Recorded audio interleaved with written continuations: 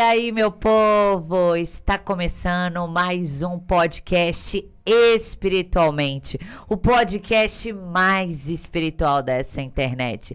Sejam todos muito bem-vindos. Já vai se inscrevendo no nosso canal, porque aqui você cresce espiritualmente. E hoje nós temos um convidado muito especial, hein? E aí, turma, sejam todos muito bem-vindos ao podcast Espiritualmente. É um prazer imenso estar aqui com vocês mais uma vez. E hoje nós temos um convidado especial. Eu tô aqui com meu amigo Leonardo. Seja muito bem-vindo, Leonardo Silva. Muito bom, obrigado, gente. Uma honra, um prazer estar com vocês. Então tá aí o Leonardo abrilhantando o nosso podcast no dia de hoje. O Leonardo, que tem proclamado o evangelho através do ensino teológico, filosófico, acessível a todas as pessoas aí por meio de todos os canais que ele já tem se manifestado e trazido conhecimento. É casado com a Ellen, pai do Teófilo, recém-nascido. É o nome de... Quanto tempo ele tá? Tá com um ano. Um ano e um mês. Teófilo é nome de teólogo, exato. Né? Exato. É filho de crente mesmo, de né? crente, né? Eu tô com Raiz. uma bebê recém-nascida também, a Isabela. E você tem exercido a liderança lá na Igreja da Família Jesus Cop, localizada lá na Bragança Paulista. E você é formado na Universidade Presbiteriana da Mackenzie. Isso. Então, Filosofia. a gente vai ter um papo bem bacana aí com o nosso amigo Leonardo Silva, onde nós vamos falar sobre disciplinas espirituais. Um tema extremamente importante que muitas pessoas ainda não sabem como, mas o Leonardo vai facilitar a vida de vocês aí sobre esse tema, porque a gente vai falar de filosofia, vai falar de teologia, vai falar de todas as estratégias de como você desenvolver a habilidade para você ter essas disciplinas espirituais no seu dia a dia e crescer na presença de Deus. Seja muito bem-vindo. Agora, antes da gente começar, eu gostaria que você pudesse apresentar, Leonardo, falasse um pouquinho mais sobre quem é o Leonardo para o pessoal de casa te conhecer. Muito. Primeiro, cara, obrigado pela confiança. É uma honra para mim sempre poder contribuir e agregar nos trabalhos que têm sido feitos em nome de Cristo aí. Bom, para quem não me conhece, meu nome é Leonardo, tenho 27 anos de idade, sou casado com a Ellen já faz 8 anos. 8 anos que eu sou casado, casei novinho, cara. Casei com 19 anos. 8 anos, recente, 8 anos. pô. Casei com 19. Você tá com quantos anos hoje? Tô com 27. 27. Faço Tá 28, agora em novembro já faço 28. Ah. E agora pais do Teófilo, nosso primeiro bebê aí. A gente tá naquela fase de... em busca do sono perfeito, sabe? Sei bem como é esse desafio. Mas tem sido uma experiência incrível essa experiência da paternidade, nosso primeiro filho. E assim, é incrível, cara, como que Deus nos ensina as coisas por meio da paternidade e da maternidade, claro. Mas experimentar parte do amor de Deus como pai é algo inexplicável. A gente é da família Desascope, de Bragança Paulista, a gente tem ajudado lá o Douglas e a Val e toda a equipe na liderança do ensino. Eu sou focado, coordenador de ensino lá, eu trabalho tempo integral voltado para a área do ensino da igreja. E tem sido um tempo muito bom lá, cara, de crescimento, desenvolvimento, desafios, mas o Senhor tem nos ajudado, tem nos dado graça. E aí, me diz uma coisa, como é que foi esse negócio aí da sua conversão? Como é que você conheceu o evangelho? Fala pra mim um pouquinho mais de como que foi a sua inicialização aí nesse caminho Muito do bom. Senhor. Então, eu estudei com a Ellen, que é a minha esposa, no terceiro colegial da escola. Então, no ensino médio ali, a gente estudou junto. E a Ellen é filha de pastor, uma cidade que chama Cambuí, sul de Minas, que é a minha cidade natal. Então, ali, a gente teve um encontro no aniversário dela, acabou que ela convidou algumas pessoas da sala, e a gente era amigo de classe normal, estudantes normais, não namorava, nem nada do tipo, era só amigo mesmo. E ela fez um aniversário na casa dela e eu fui. Eu sempre fui muito curioso, sempre gostei de saber muito, conversar sobre religião, sobre questão de filosofia, história. Sempre fui muito envolvido com essa área, apesar de não ter formalizado o estudo nessa época ainda. Então, eu fui no aniversário e fui conversar com o pai dela. E aí ela falou, meu pai é pastor e tal. E aí cheio de dúvidas, imagina ali, dos 17 para os 18 Você já anos chegar no futuro sogro já nem sabia. Isso. E aí ele fazendo churrasco, o pai da Ellen é muito, muito, muito sábio, muito... ele sabe muito lidar com a minha geração, né? Apesar de ele ter 50 anos, ele sabe dialogar muito bem com a minha geração, e na época eu era até mais novo, e ele também. Mas ele soube muito entrar no meu coração, então eu coloquei alguns questionamentos, porque foi talvez numa época há anos atrás, né, nos escândalos financeiros de igreja e coisas do tipo. Então eu coloquei diante dele aquilo que eu assistia na televisão, porque era o único contato que eu tinha com evangélicos, né? Assim, como todo mundo.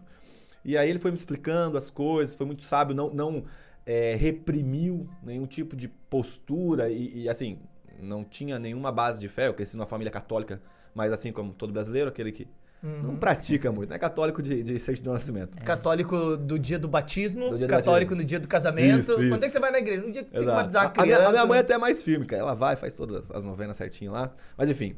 Aí eu cheguei lá, conversei com ele, e aí ele falou, Leonardo, na quinta-feira, isso era num sábado, na quinta-feira tem um culto de ensino. Por que você não vai lá? Vai lá, vem lá, a gente vai ministrar a palavra. E se eu não me engano, ele estava falando do sangue de Cristo, do poder do sangue de Cristo, alguma coisa assim. E aí eu falei, bom, beleza, vou lá, pastor, vou lá. E aí falei pra minha mãe, graças a Deus, meus pais sempre foram muito tranquilos em relação a isso, nunca me questionaram, vai dar evangélico e tal.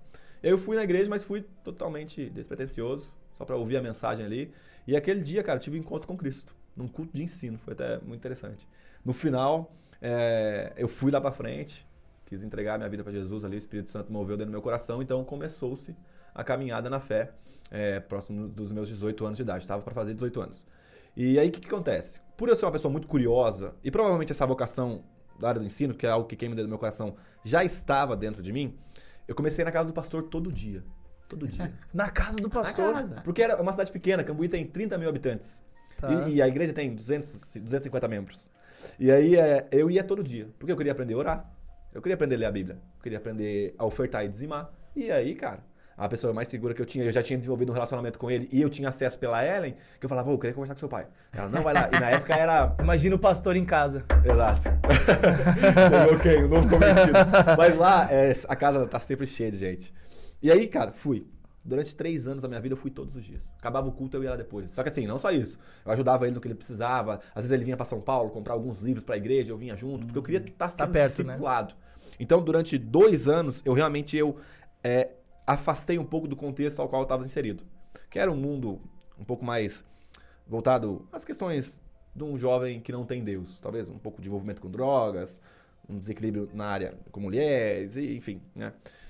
Então eu falei, não, agora eu tenho que me afastar. Eu lembro que na época até evitei conversar com alguns amigos. Falei, cara, eu tô numa outra vibe, enfim. Então eu afastei mesmo, fiquei 2 anos recluso ali, aprendendo sobre Cristo, sobre Deus. E eu lembro que eu chegava, cara, chorando na casa dele, porque eu lia 3 páginas da Bíblia, 3 capítulos.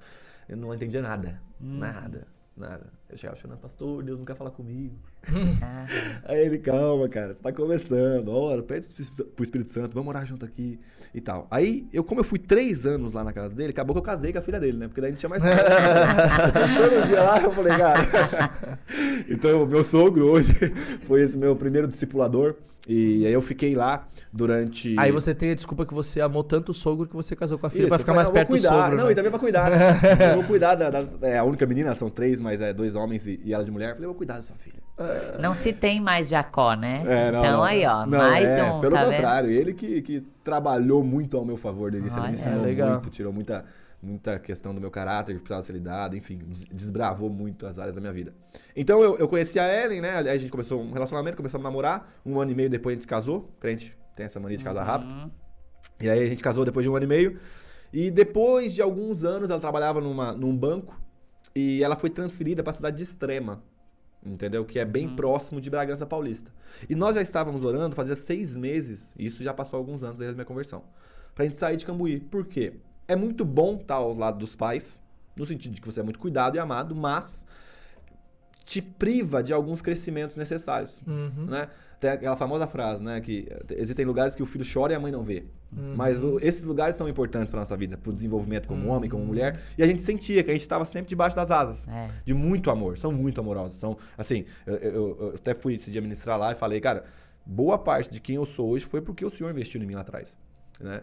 Então eu tenho essa consciência. Mas a gente precisava dar um salto ali e realmente bater as nossas asas. Então a Ellen foi para Extrema, trabalhar em Extrema e ficava indo, voltando. Dava uma distância mais ou menos de uns 70 quilômetros.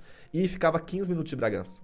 Nisso, quando a Ellen começou aí, a gente programou uma conferência. Eu era líder de jovens lá em Cambuí, na igreja do meu sogro. Já tinha passado um tempo.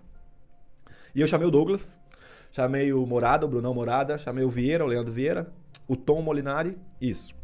Então a gente fez uma conferência lá e eu comecei a conversar com o Douglas e eu sabia. Você já pregava, então? Já pregava. Como é que começou esse negócio de pregar? Foi por causa do seu sogro? Cara, ele começou a me colocar, dá uma palavra de oferta. Aí dá uma palavra de amor, da família, né? Que geralmente chama algumas igrejas. Aí a gente tinha células. Ele, eu queria que você ministrasse a célula. Então ali começou o meu envolvimento. E cara, a primeira vez que eu subi no púlpito, eu lembro que foi para dar uma palavra de oferta. Provavelmente eu não falei nada com nada. Não devo ter falado, imagina. Só que, cara, aquilo queimou dentro do meu coração de uma maneira tal.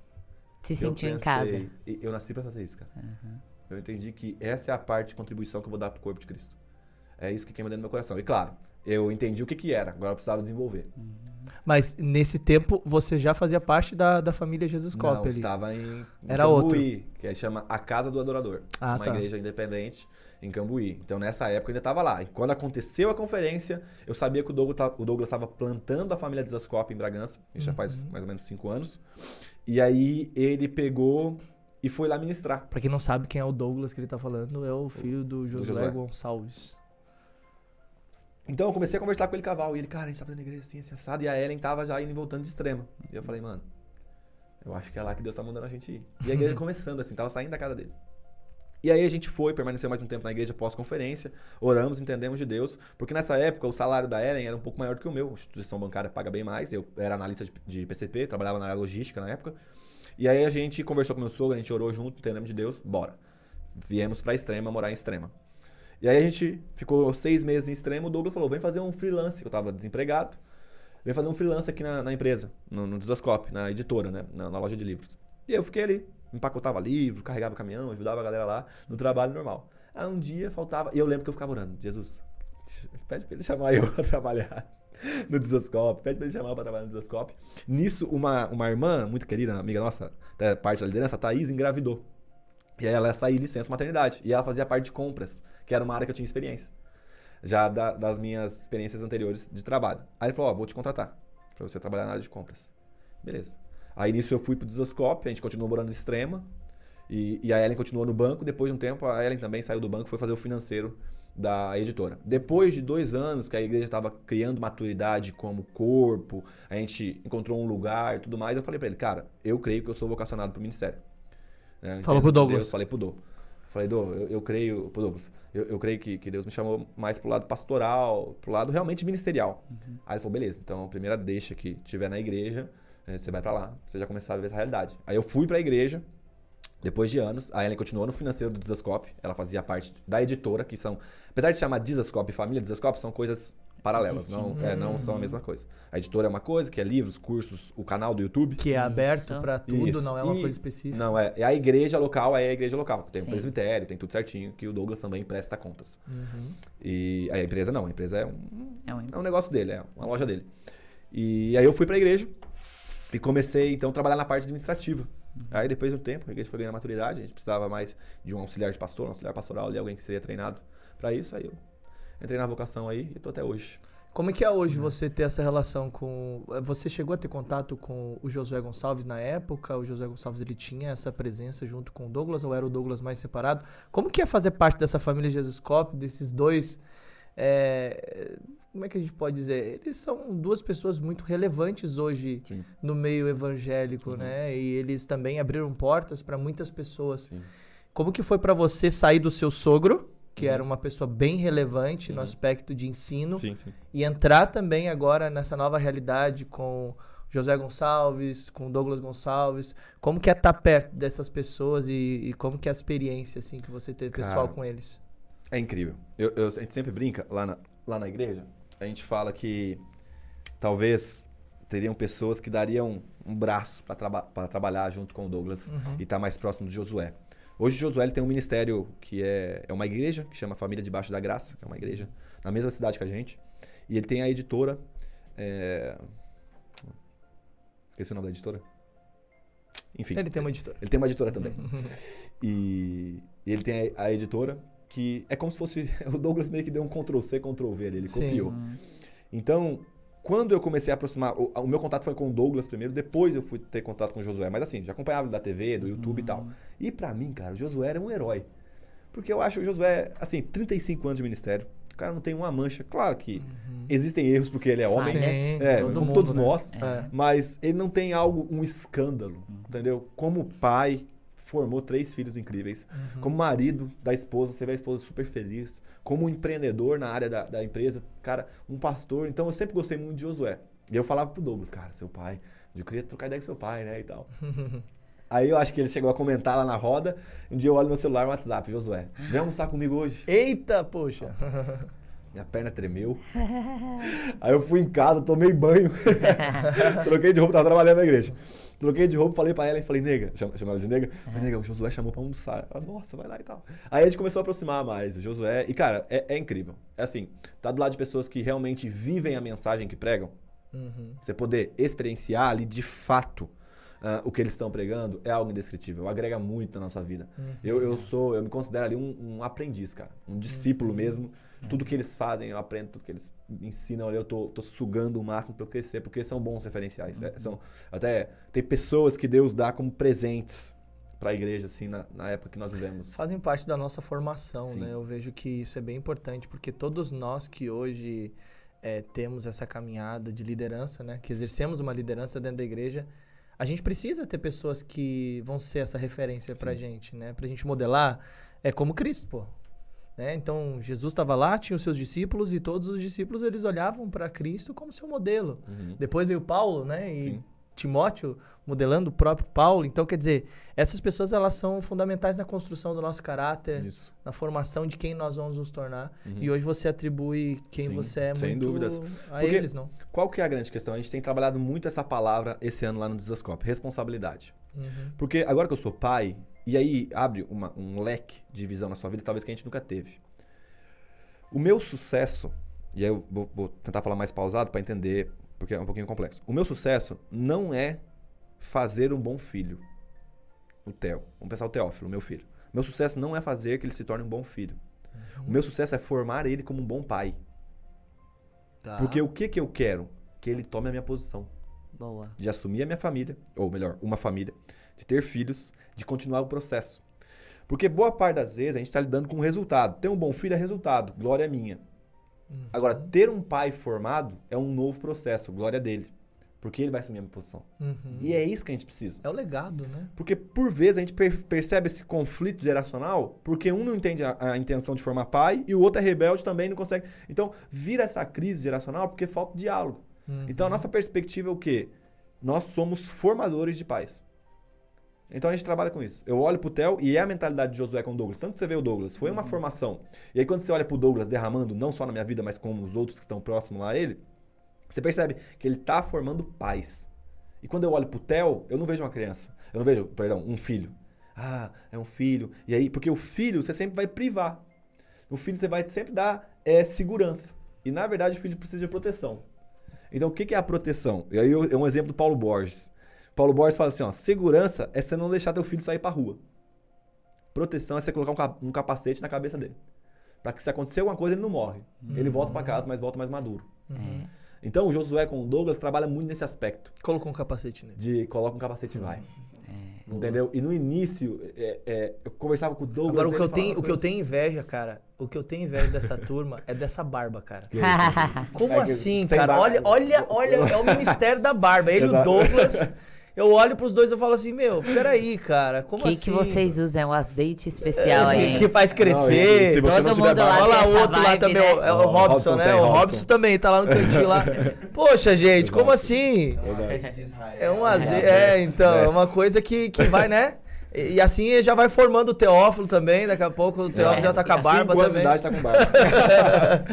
Mas é legal esse ponto que você trouxe a respeito da formação de homens, né? Isso. Porque existe uma falta disso hoje. Claro que não é o tema que a gente vai trazer aqui agora, mas é algo bem importante porque existe falta disso hoje. Hoje a gente vê adultos, mas com a mentalidade infantil. Então essa privação da formação de um homem justamente vem da limitação das frustrações. Então eu tenho isso muito caracterizado no aspecto de Jesus.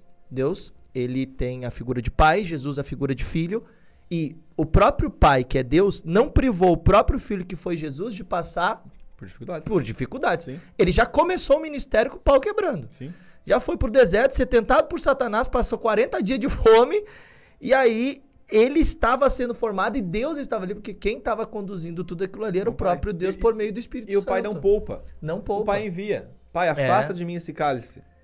E aí depois ele termina, porque, lógico, o Senhor, consciente total do plano de Deus, mas que não seja feita a minha, mas a tua vontade. Isso, é. E aí, essa é a grande questão. A confiança na vontade do Pai. Porque sabe que o pai é de confiança. É. E é isso que a gente precisa. Tipo assim, um dia o Theo vai errar. Um dia os nossos filhos vão errar. Só que eles têm consciência, eu posso voltar, porque existe segurança ali.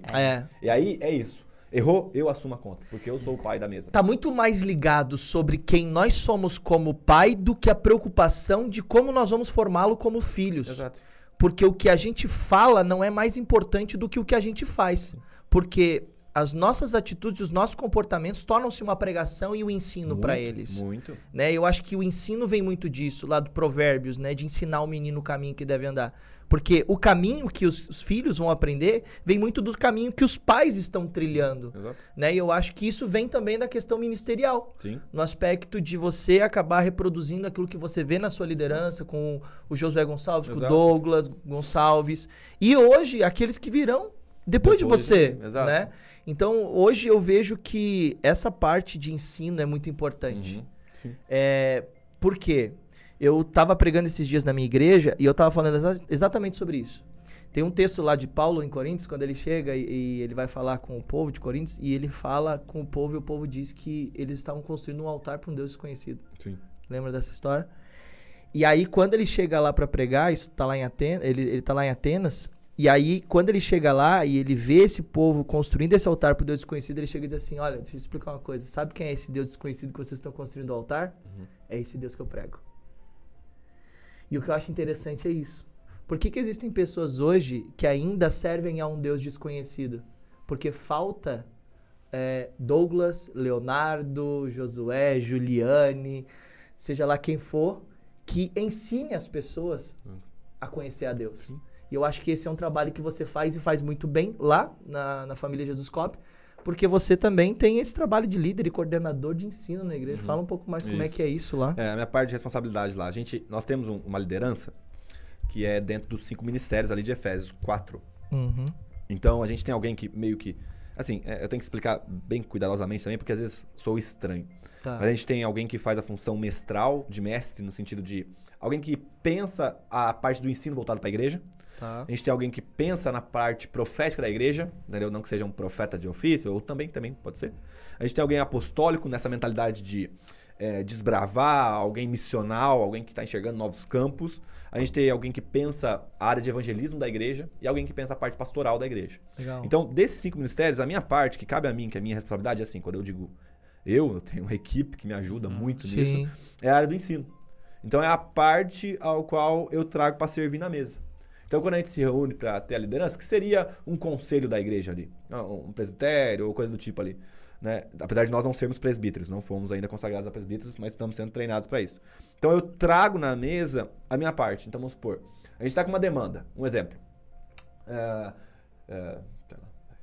Casamento. Um monte de gente está tendo problema de casamento na igreja. Então, eu trago a minha parte de contribuição. Gente, eu acho que a gente poderia fazer um mini curso, um estudo sobre tal passagem bíblica, sobre tal livro da Bíblia e usar esse livro de base.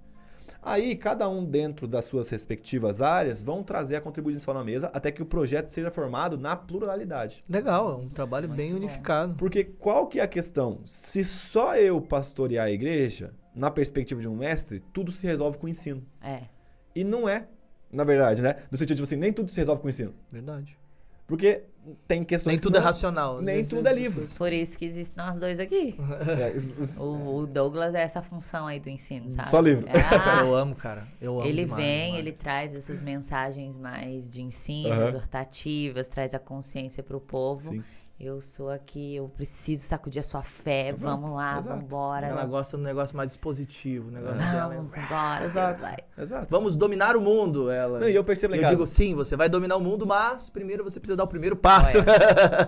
Na sua casa também? A Ellen tem um coração muito mais pastoral e profético. Olha só. Então, assim, às vezes eu Ela é falo, muito profética mas também, nega, Juliane. para resolver o problema, é só a gente fazer essa fórmula aqui. Aí ela olha pra mim e fala, mas são pessoas. Eu fico, pô, você tá assim certa, mesmo. cara. E aí, ao mesmo tempo, tem que orar, tem que interceder, tem que jejuar. E às vezes os mestres não enxergam isso, porque foi dado uma perspectiva acerca do problema pro mestre. E beleza.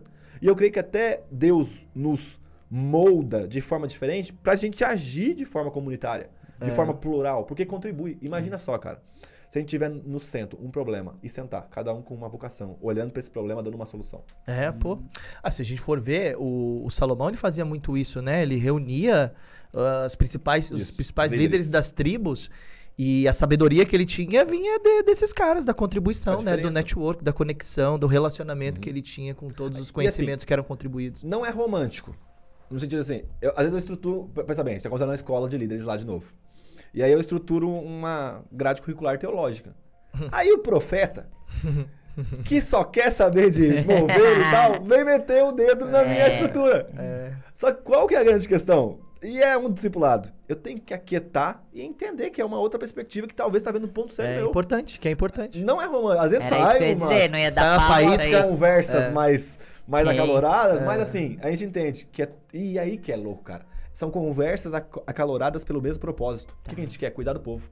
Cumprir o que Deus nos deu. É que quando essa discussão ela tem um sentido, ela tem um objetivo, aí ela entra numa questão lógica. Agora, quando ela não tem, a pessoa vai ficar brigando à toa. E não vai chegar em lugar nenhum. Exato. Então, acho que esse ponto é bem importante, porque cada um sabe o seu lugar dentro do ministério. Como Você tem sempre que saber teve também esse dentro lugar, do relacionamento. dentro de você e Deus, você sempre soube que era chamado mais para ser essa função de ensino, de mestre? Sim, eu não identificava, mas sim. Hoje, olhando pra trás, eu identifico. Porque o que acontece? O meu sogro, que foi o meu primeiro discipulador, meu primeiro pastor, ele é muito voltado pros dons, né, pro mover de Deus, pro agir do Espírito Santo. Ele é bem mais profético. Tá. E eu percebia que os livros que ele me indicava, eu lia todos por submissão, eu tava aprendendo e glória a Deus por eu ter lido. Mas os que me encantavam quando eu ia na livraria eram outros livros. Eram livros mais voltados para o pensamento, mais voltados para a questão filosófica, até mesmo um pouco de psicologia, apesar de hoje não ser tão o meu foco. Eu percebi que a gente tinha diferenças. Eu ficava, cara, e por que... Né? E eu percebi o quê? E aí foi algo muito interessante. Que eu comecei a me libertar depois que comecei a compreender mais o plano de Deus. Meu sogro, termina o culto, ele chama o povo para orar por cura, cara. Ele realmente... Gente, sério, cara. Assim, claro que as escrituras me dão base total, mas eu vi perna crescer do meu lado, assim, entendeu? Gente arretando, coluna torta do meu lado, arretando. Vi pessoas sendo curadas do meu lado, porque meu sogro recebeu. Pra mim, assim, é claro, ele tem esse dom que Deus deu pra ele. E eu, quando ia ministrar, eu não sentia confiança pra fazer isso. É meio que como se... Cara, se o Espírito não tivesse me dado essa porção. Só que aí qual que era o meu problema? E aí a questão da pluralidade é boa. Porque sucesso ministerial era ser igual ao meu sogro. E a diferença, e a questão é que nós somos diferentes. É querer vestir a armadura de Saul, né? Exatamente. Não dá, Davi. E aí eu me forçava, eu entrava em crise. Quando eu comecei, e aí veio a internet, eu comecei a olhar mais para as outras pessoas, eu percebi, cara, tem outras coisas. Então eu entendi que o profeta vai chegar na igreja, meu amigo. Pô, vai jogar a cadeira pra cima. Agora o mestre não, vai dar mais clareza. Mas você coloca essa cadeira no lugar. Exato. Silêncio. E aí eu lembro que eu via muito essa frase, depois que eu pregava lá no meu sogro, lá atrás. Às vezes eu ia ministrar alguma coisa. Cara, você fala, eu entendo.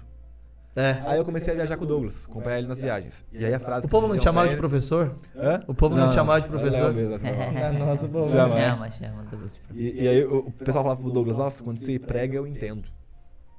Eu falei, cara, provavelmente minha vocação é igual a dele. E a forma de ele pregar, a forma de ele ensinar, né? Porque um mestre ele conduz mais pedagogicamente do que profeticamente no sentido espiritual. O mestre vai dar os pontos, ó. Você vai dobrar pra esquerda, pra direita, você vai fazer a curva. Exatamente. O profeta vai dizer assim, vai, depois você descobre. Vai. As mãos aí, os dois. Pode dar as mãos agora. E foi assim que eu comecei a identificar. Então lá atrás, hoje olhando pra trás, eu penso que cada processo que eu passei foi... Mas me diz, Foi te levando, foi daí que surgiu o interesse pela filosofia? Cara, o interesse pela filosofia foi parte daí. Eu queria muito fazer teologia na época. E o que estava disponível para mim lá em Minas, quando eu estava lá em Minas, não era algo legal. Enfim, não era uma linha muito boa de teologia.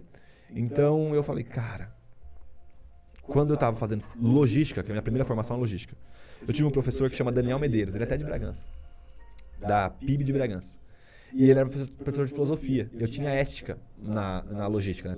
Acho que todos os cursos têm ética. E eu vi ele expondo a filosofia de uma forma incrível, cara. E ele começou a me fascinar. Eu chegava no final da aula, me indica um livro de filosofia.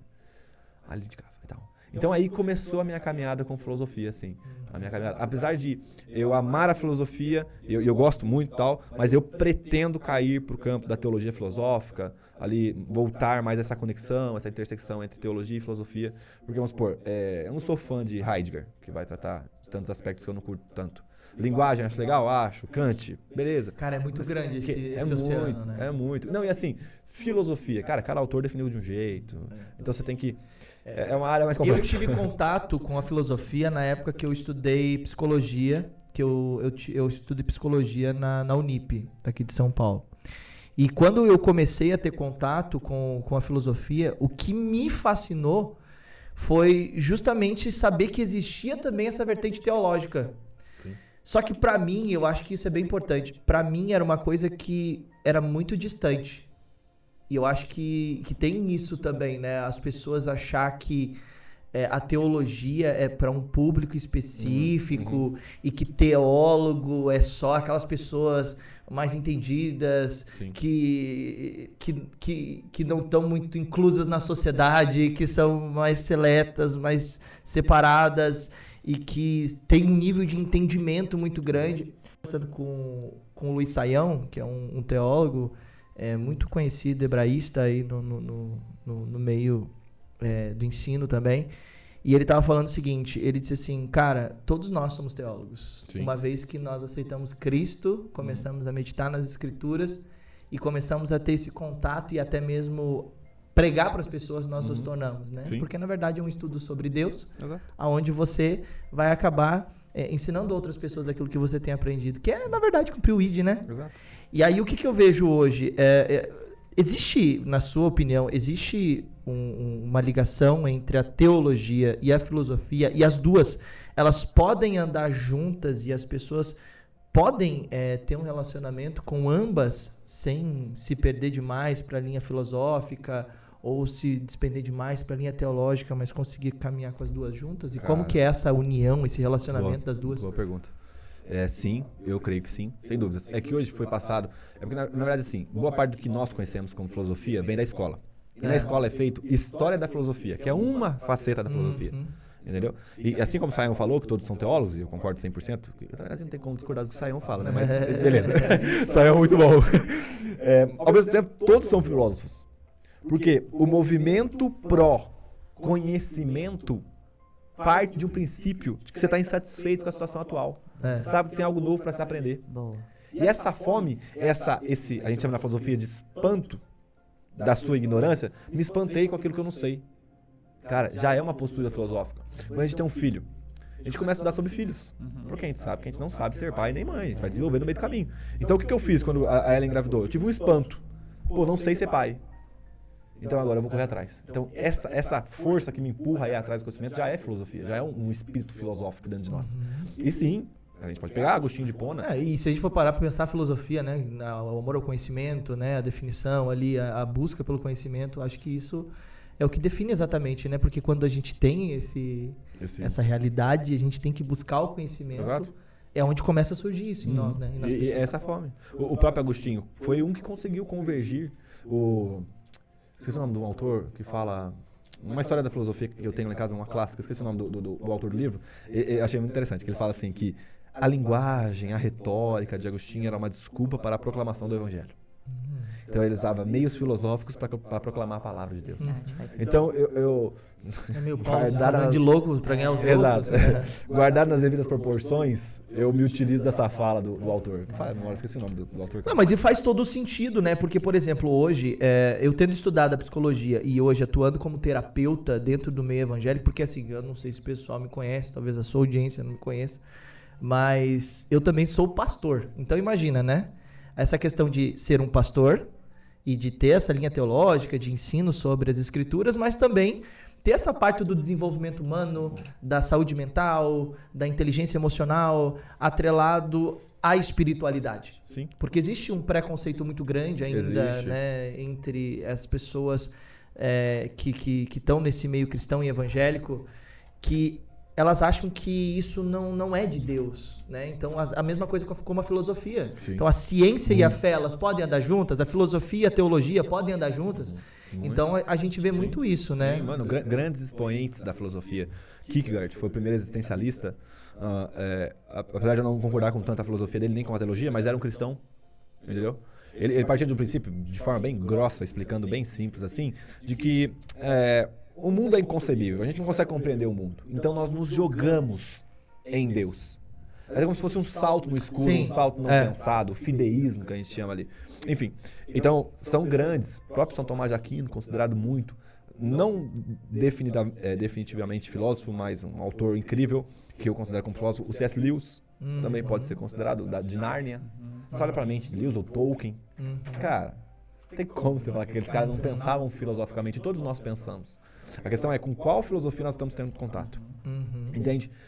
E aí eu vou falar algo aqui. É o flerte, né? O famoso flerte. É, né? Tá com flertando muito com cuidado. quem? Às vezes a filosofia, ela se a gente pudesse também defini-la em outro meio, seria uma arte de fazer perguntas essenciais e existenciais.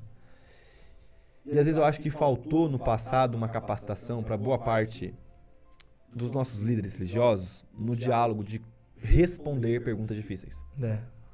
É muito impositivo o formato de liderança, né? Onde eu não sei a resposta, cala a boca, senão você está sendo usado pelo demônio. É isso. Então, assim, Eu sou o líder, eu sei o que eu tô falando. E o que questiona é errado. Na verdade, o que questiona é certo. O que eu amo, Douglas? O que eu amo, Ju? Quando alguém chega no final do culto e fala, Léo, não concordei com isso que você falou na pregação. Perfeito. Não concordei com o que você falou. Eu falo, graças a Deus, porque alguém pensou. Alguém pensou, raciocinou ao ponto de falar, sou contra. O pior é quando você tá ali pregando, e aí o efeito manada vai levando todo mundo no mesmo caminho. E ninguém reflete. E ajuda na ignorância dos líderes. Ajuda na ignorância. Então eu amo, cara, quando vem questionamentos. Pergunto, porque ao mesmo tempo é uma oportunidade de crescimento minha. Nos tira da zona de conforto. Tira, eu vou ter que pensar, realmente, será que eu não falei errado? Será que eu não errei? Foi assim que eu comecei, porque assim, teve uma época da minha vida em que eu comecei muito pesado assim no desenvolvimento humano, a ponto de, 70% do meu tempo era dedicação a estudos, a livros, a cursos, no Brasil, fora do Brasil. E chegou o momento em que eu fui confrontado, e existe uma diferença entre afronta e confronto. Então eu fui questionado em alguns pontos no aspecto da minha vida cristã. E foi aonde eu falei, peraí, eu tô me dedicando tanto ao ensino na parte de desenvolvimento pessoal, na parte de psicologia, na parte de desenvolvimento de pessoas, e eu não tô conseguindo me desenvolver espiritualmente. E eu tive que mergulhar ainda mais. Isso veio por meio de um confronto, isso veio por meio de um questionamento. Exato. Eu amo quando as pessoas fazem perguntas. Porque o fato da pessoa fazer pergunta vai levar ela a não ser uma pessoa dependente e não entrar no efeito manada. Dificilmente uma pessoa que faz pergunta, ela vai ser uma pessoa alienada. Exato. Ela não consegue ser alienada nem por política, nem por religião, nem por nada. Porque é esse questionamento, é a mesma coisa. Como que os pais bloqueiam os filhos e travam os filhos emocionalmente? Quando eles não dão respostas para os filhos. Porque muitas vezes os pais eles não têm resposta, e aí eles não querem dar uma resposta para o filho, diz, cala a boca, eu que sei, e vai pro quarto. Só que o filho, se ele não tem a resposta do pai, ele vai procurar onde? No Google, na internet, no Facebook, no Instagram, na escola, no coleguinha, no amiguinho, na família do vizinho. Então, nós somos responsáveis por dar resposta para a sociedade. Sim. Os discípulos também, né? Eu vejo que os mais questionadores foram os mais relevantes ali, os que tiveram maior impacto ali. Exato. Quem aprende não depende, né? E quem depende nunca aprende. Então, o problema das pessoas de viverem uma dependência na questão educacional, na questão de ensino, é que essas pessoas elas são privadas de decisões próprias. Elas acabam sempre dependendo de alguém, que é aquilo que a gente vê hoje nas igrejas, né? Tudo é o pastor ele está no centro de tudo. Sim, sempre Deus. Aí não existe uma propagação do evangelho, não existe um crescimento da igreja, porque tudo está centralizado, uma liderança centralizada. E não é isso que Jesus nos ensinou, né? Jesus ele veio para nos ensinar e para nos enviar. E é muito louco que se você olhar no ato da crucificação, e o que eu vou falar eu aprendi com o Jonas, pastor Jonas Madureira, da Batista da Palavra, um cara também que me inspira muito. Eu tava conversando com ele sobre questionamento. Ele falou, cara, se você olhar nas escrituras, o próprio Cristo questiona o Pai. Aí eu fiquei assim, ó. Como assim, cara? Aí ele falou assim, quando ele tá na cruz, ele fala, Deus meu, por que me desamparaste? É uma pergunta. Ele tá questionando. Deus meu, Deus meu. Por quê? Tem um ponto de interrogação no final da frase. Então, não sei que o Sayão vai falar que não existe interrogação. Mas até Cadê a então, hermenêutica do negócio? nas nossas escrituras... Tá escrito com interrogação. Exato. E aí ele fala que o problema não tá no questionamento, por que me desamparaste? O problema é se abandonarmos o Deus meu, Deus meu. Então é tipo assim, o problema não é questionar. O problema é se o questionamento vai fazer você perder a sua postura de compreender que Deus é o seu Deus, mesmo que ele não responda. Nossa, que forte. E assim, eu posso questionar Deus, por que eu tô passando por esse momento? Deus, um exemplo. Assim como Deus pode responder ou não. Exato. A prerrogativa é dele, né? E Deus, por que eu tô passando por essa doença? Deus, por que eu tô passando por essa circunstância financeira? Cara, Deus não se preocupa com questionamento, até porque... Ele tem todas as respostas. Não, e a gente já questiona no coração. Então. E aí, às vezes, a pessoa um dia mandou uma pergunta no Instagram pra mim. Se eu perguntar pra Deus por que meu casamento tá assim é pecado, eu falei, você já perguntou pra mim, amigo. Se perguntou pra mim, já era. Dentro do coração já tá vendido. Então é nesse quesito. Deus não se preocupa com as nossas perguntas. Imagina, cara. Tá feito Adão brincando de se esconder com Deus, né? Entende? Adão, cadê você, Adão? E a gente viu no passado, cara, que muito... né, governos passados, em toda a história da humanidade, quando era muito opressor tirânico, era isso. Fica quieto. Não pode perguntar. É a centralização do conhecimento, né? Isso acaba que limita a sociedade de crescer. É por isso que a sociedade, muitas vezes, ela fica restringida no seu conhecimento. E é muito fácil você dominar pessoas que não têm conhecimento. Então, acho que existe uma maturidade muito grande na vida de todas as pessoas, principalmente pastores, líderes e qualquer pessoa, até mesmo pais, que dão a oportunidade das pessoas que estão ali sobre a sua liderança ou sobre os seus cuidados de pensar. Porque você pode se preparar. Vai vir um porquê. Exato. Vai vir o quê? Vai vir um questionamento. Sim. E, na verdade, o que a gente precisa é se preparar para esses questionamentos, né? E hoje a gente está vivendo uma realidade muito difícil, porque eu não sei como que você lida com isso, mas a gente está vivendo uma geração onde as pessoas elas estão, de fato, falando de Deus aí na internet, influenciadores, pastores, pessoas novas que estão surgindo, pastores que se titulam pastores por se autodenominarem pastores, né?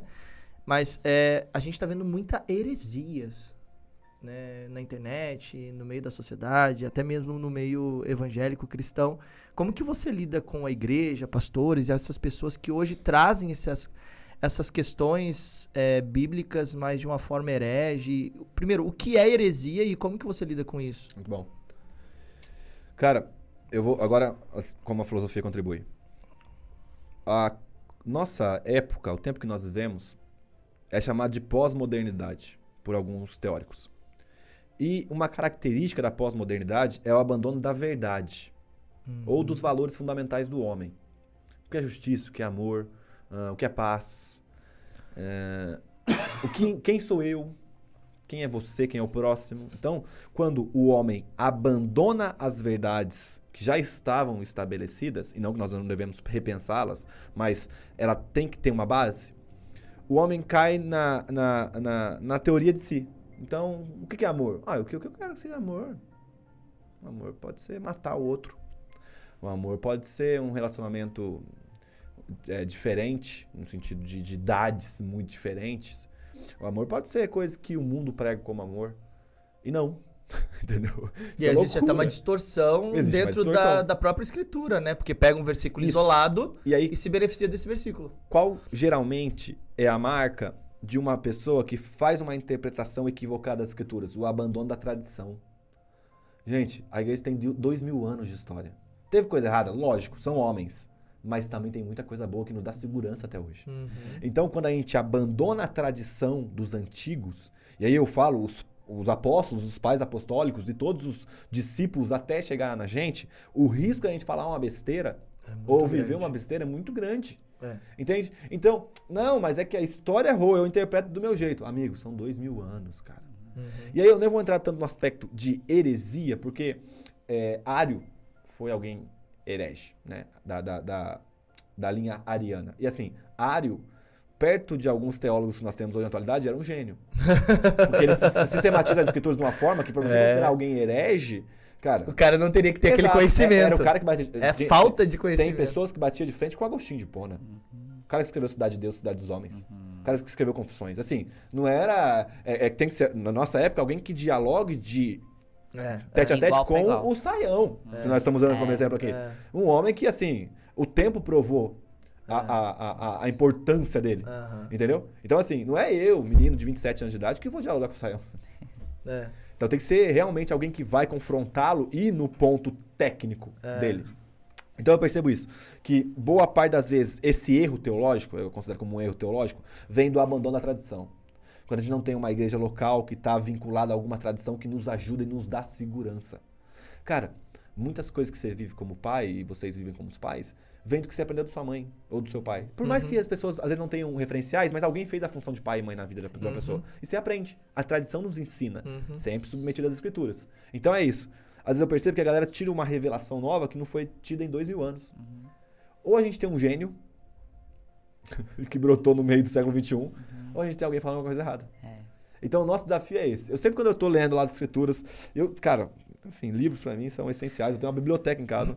Eu sempre fundamento muito o que eu falo nos livros, procuro ali comentários, por quê? Pra não falar besteira, cara. Entendeu? Então, essa é uma questão importante. Se nós abandonarmos a tradição, e eu digo tradição no sentido histórico, porque, vamos supor, a Assembleia de Deus é uma igreja tradicional, no sentido da história. Ela olha para a história dela e ela vive aquilo que ela está. Então, beleza, a presbiteriana é uma igreja. Agora, a igreja como a Família das Copas, que é uma igreja emergente para as questões emergenciais, é tentada a não olhar para essa história. E aí que tá o desafio. Não, essa galera tá pensando coisas do passado, vamos viver do nosso jeito. Mas é que a tradição... É pegar a herança e ir embora igual o filho pródigo. Exato, Peraí, eu sei o que eu tô fazendo. Exato. Mas tem que Só que é respeitar perigoso. a história, Tem que respeitar a história, tem que respeitar a o que história. foi construído. Eu acho que, assim, é bem isso, sabe? Pra mim, sabe? Eu hoje vejo que existe um momento onde surge a hipergraça, por exemplo, né? Que eu acho que é bem isso que você tá falando. Onde existem pessoas que elas estão trazendo um novo conceito, deixando a tradição e se perdendo dentro de si mesma. E eu acho que aí vem a parte da filosofia que é bem importante, né? Porque você tem um histórico. Você tem pessoas que surgiram e que já falaram sobre esses temas e sobre esses assuntos. Assim como também aqueles que vieram antes de nós dentro do cristianismo. Né, que tem todas as linhas teológicas que estão aí também para nos dar esse respaldo. E hoje o que eu vejo é que, por exemplo, as pessoas elas estão perdendo o evangelho e construindo um euvangelho. Evangelho, benefício para si. A pessoa está pensando apenas em si, naquilo que ela acredita e naquilo que ela está formando como opinião. E dentro disso, como que você vê essa parte da heresia e dessa hipergraça, onde o amor está acima de tudo e que Deus ele não castiga ninguém, Deus ele não faz mal para ninguém, Deus ele te deixa livre para você ser e fazer aquilo que você quiser. É perigoso, não é? Muito, muito. Eu creio que a falta de entendimento da narrativa bíblica, do que Deus está fazendo na humanidade, acaba ocasionando essas falhas. Porque vamos parar para pensar, realmente Deus nos ama, Deus nos perdoa. Isso é verdade. Entendeu? Só que a hipervalorização, e aí provavelmente, não estou falando com toda convicção, provavelmente, quando você pega um evangelista que tem um coração de amor, que quer ganhar o povo para Deus, e que você coloca ele sozinho para liderar uma igreja, ele vai escancarar as portas. Gente, vem, mas é que tem adultério aqui, venha! Tem problema. Mas é que tem, não, venha! E realmente, vem. Mas agora tem pastores, tem mestres, tem pessoas para te orientar, pra gente lapidar de acordo com a palavra, para ser lapidado pelo Espírito Santo. Então, eu percebo que quando a gente cai numa hipergraça, é a hipervalorização de si. Só que aí, a hipergraça, ela tem esse aspecto de posso pecar, viver uma vida de pecado que Deus já me perdoou. E na verdade não, nós precisamos de arrependimento e aí Ele nos perdoa. Só que também existe um outro lado da hipervalorização de si, que é no conceito da bênção. Então, por que a pessoa vai na igreja? Porque eu quero ser abençoado. Só que aí nós temos que pensar o que é ser abençoado. Porque o povo acha, e lá acontece lá na igreja, não sei se acontece aqui, lá na Família das Escolas, o povo chega com a chave do carro. Ô pastor, ora pelo meu carro aqui. E aí o que eu acho que o povo pensa? Que o carro vai andar sem gasolina, você não vai parar, não vai precisar pagar documento. Só que se a gente olhar, quando a gente consagra alguma coisa nas mãos de Cristo, a postura dele é diferente. Um pão chegou na mão dele. Ah, para orar pelo pão, dá graça. Aqui, ó, pai, obrigado pelo pão. E aí ele reparte o pão e divide no meio do corpo. Então, um carro abençoado é um carro que tem as marcas do corpo de Cristo, ou seja, a igreja, do que um carro pensando em benefício para si próprio. Então, o que é um carro que foi abençoado? Quando ele está todo manchado de banco porque leva os filhos dos irmãos da igreja. Um carro que talvez está com o pneu careca, de tanto que rodou levando as pessoas embora. Isso é ser uma pessoa abençoada. Então, quando a gente hipervaloriza, não só na questão do perdão, a gente também pensa que ser abençoado é retenção e é receber. Mas o próprio Paulo vai citar Cristo falando que melhor é dar do que receber. Então, existe uma confusão, cara, em relação ao evangelho. O evangelho é, cara, você é pecador, você é miserável, pobre, cego e nu. Mas você é amado, comprado, lavado pelo sangue do Cordeiro. Então, é esse equilíbrio. O evangelho é incrível, cara. O evangelho nos transforma. Imagina só o filho pródigo, quando Jesus vai explicar um pouco mais sobre a perspectiva do evangelho, do perdão. Ele volta para casa. Aí ele chega lá, ele tem um anel no dedo, que ele não merece. Um sapato, uma sandália que ele não merece. Uma cama que ele não merece. Uma família que ele não merece. E aí chega no outro dia, o pai bate na porta. Filho, bom dia. Sabe aquele vício que você adquiriu lá na outra vida? Você pode entregar para mim, filho? Aí o filho olha para tudo que ele recebeu. Como é que ele vai falar não? Porque a perspectiva de santidade parte mais do princípio de gratidão do que barganha. Porque a hipervalorização de si, como a hipergraça às vezes prega, ela cai também nesse contexto. Eu não vou pecar para eu não perder a salvação. E aí vamos fazer a equação matemática. Não pecar, eu não perco a salvação. A pergunta é, onde está Deus nessa equação? Onde está o amor? É como se eu falasse assim, um exemplo. Ah, eu não traio a Ellen, porque eu quero ficar com a herança dela um dia. Pô, mano, já traiu, velho. Já traiu. Eu não peco porque eu não quero entristecer o coração daquele que eu amo, cara. É a mesma coisa que dízimo, oferta, doações, tudo. Numa perspectiva de gratidão. Então, existe eu creio, eu finalizo minha fala, com a hipervalorização de si, no aspecto de que Deus te perdoa, vive o que você quiser e tal, e não, porque nós temos as escrituras que nos norteia, que é a autoridade máxima para nos orientar, e a igreja local que nos ajuda. E temos também essa outra hipervalorização de si, que é no sentido de que Deus se tornou meu servo para fazer aquilo que eu quero. Isso é um e nos dois aspectos, eu me tornei Deus. Entendeu? Eu decido o que é certo e o que é errado, e eu decido o que eu quero para minha vida. Cara, não dá pra soltar o manual de instrução, né? Porque Exato. se soltar o manual de instrução, você pode conduzir. É o que eu digo. Você é livre, de fato, né? Aí entra a parte da questão de livre-arbítrio, que a gente não vai entrar nesse ponto. Não vai entrar arminismo, calvinismo, deixa isso quietinho lá. A questão é, você, de fato, é livre para você fazer aquilo que você quiser, mas você vai ser responsável para colher os resultados de tudo o que você fez. Exato. Então, a gente vive uma eterna semeadura, onde a gente tem todos os plantios, e se a pessoa ela quer mudar aquilo que ela está colhendo, ela tem que mudar aquilo que ela está plantando. E hoje o que eu vejo dentro desse conceito que a gente acabou de falar é que, sim, eu acredito que de fato Deus nos ama, como você mesmo mencionou. Mas, veja bem, o pai, ele traz o filho de volta lá na parte do filho pródigo, mas como que esse filho volta? Eu acho que esse é o ponto, né? Ele vem com uma outra mentalidade. Sim. E é isso, é sobre como que a gente chega diante de Deus. Qual é a transformação que nós tivemos uma vez que a gente chegou? Porque ele já tinha uma consciência de quem era o pai. E quando ele volta, ele já volta diferente. Porque ele volta dizendo, olha, pequei. Ele já tinha essa consciência. Um arrependimento ali, né? Ele já tinha. Eu acho que esse é o ponto, sabe? Onde a gente não pode também achar que a graça de Deus é um benefício pra gente viver do jeito que a gente quiser. Isso. Como se fosse um cheque em branco, né? Pronto. Eu acho que esse é o ponto.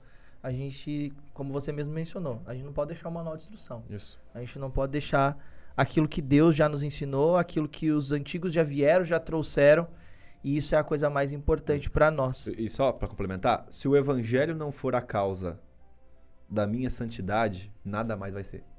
Porque eu desconheço qualquer força superior à força do evangelho. Porque às vezes a gente coloca o medo como causa de santidade. Então. E é impossível. Eu vou pra igreja pra não ir pro inferno. Eu vou dar dízimo e oferta pra não ir pro inferno. Enquanto eu vou aceitar o Deus evangelho pra não ir pro não inferno. tomar essa posição, cara, E aí, se a pessoa olhar para o evangelho e tem uma vida legalista, ela não olhou para o evangelho. Eu acho que para essas pessoas conseguirem entender isso, elas tinham que buscar com a mesma intensidade que elas buscam conhecer a si, conhecer a Deus. Exato. E isso só vai acontecer através das disciplinas espirituais, que foi um ponto que você abordou. Se as pessoas prestaram atenção na sua história, você enfatiza que no começo, você ia lá no seu sogro todo santo dia, sem ele ser seu sogro. Com sede, eu quero saber, como é que eu faço? Orar tá certo? É jejuar? O que é jejum? O que é oração? Eu acho que as pessoas, principalmente as que frequentam a igreja, deixaram um pouco isso. Acabaram passando despercebida, ficou no automático, né? Eu vou na igreja, eu oro na igreja, eu faço uma oração em casa para dormir ou para Deus abençoar o meu dia de trabalho, eu não sei.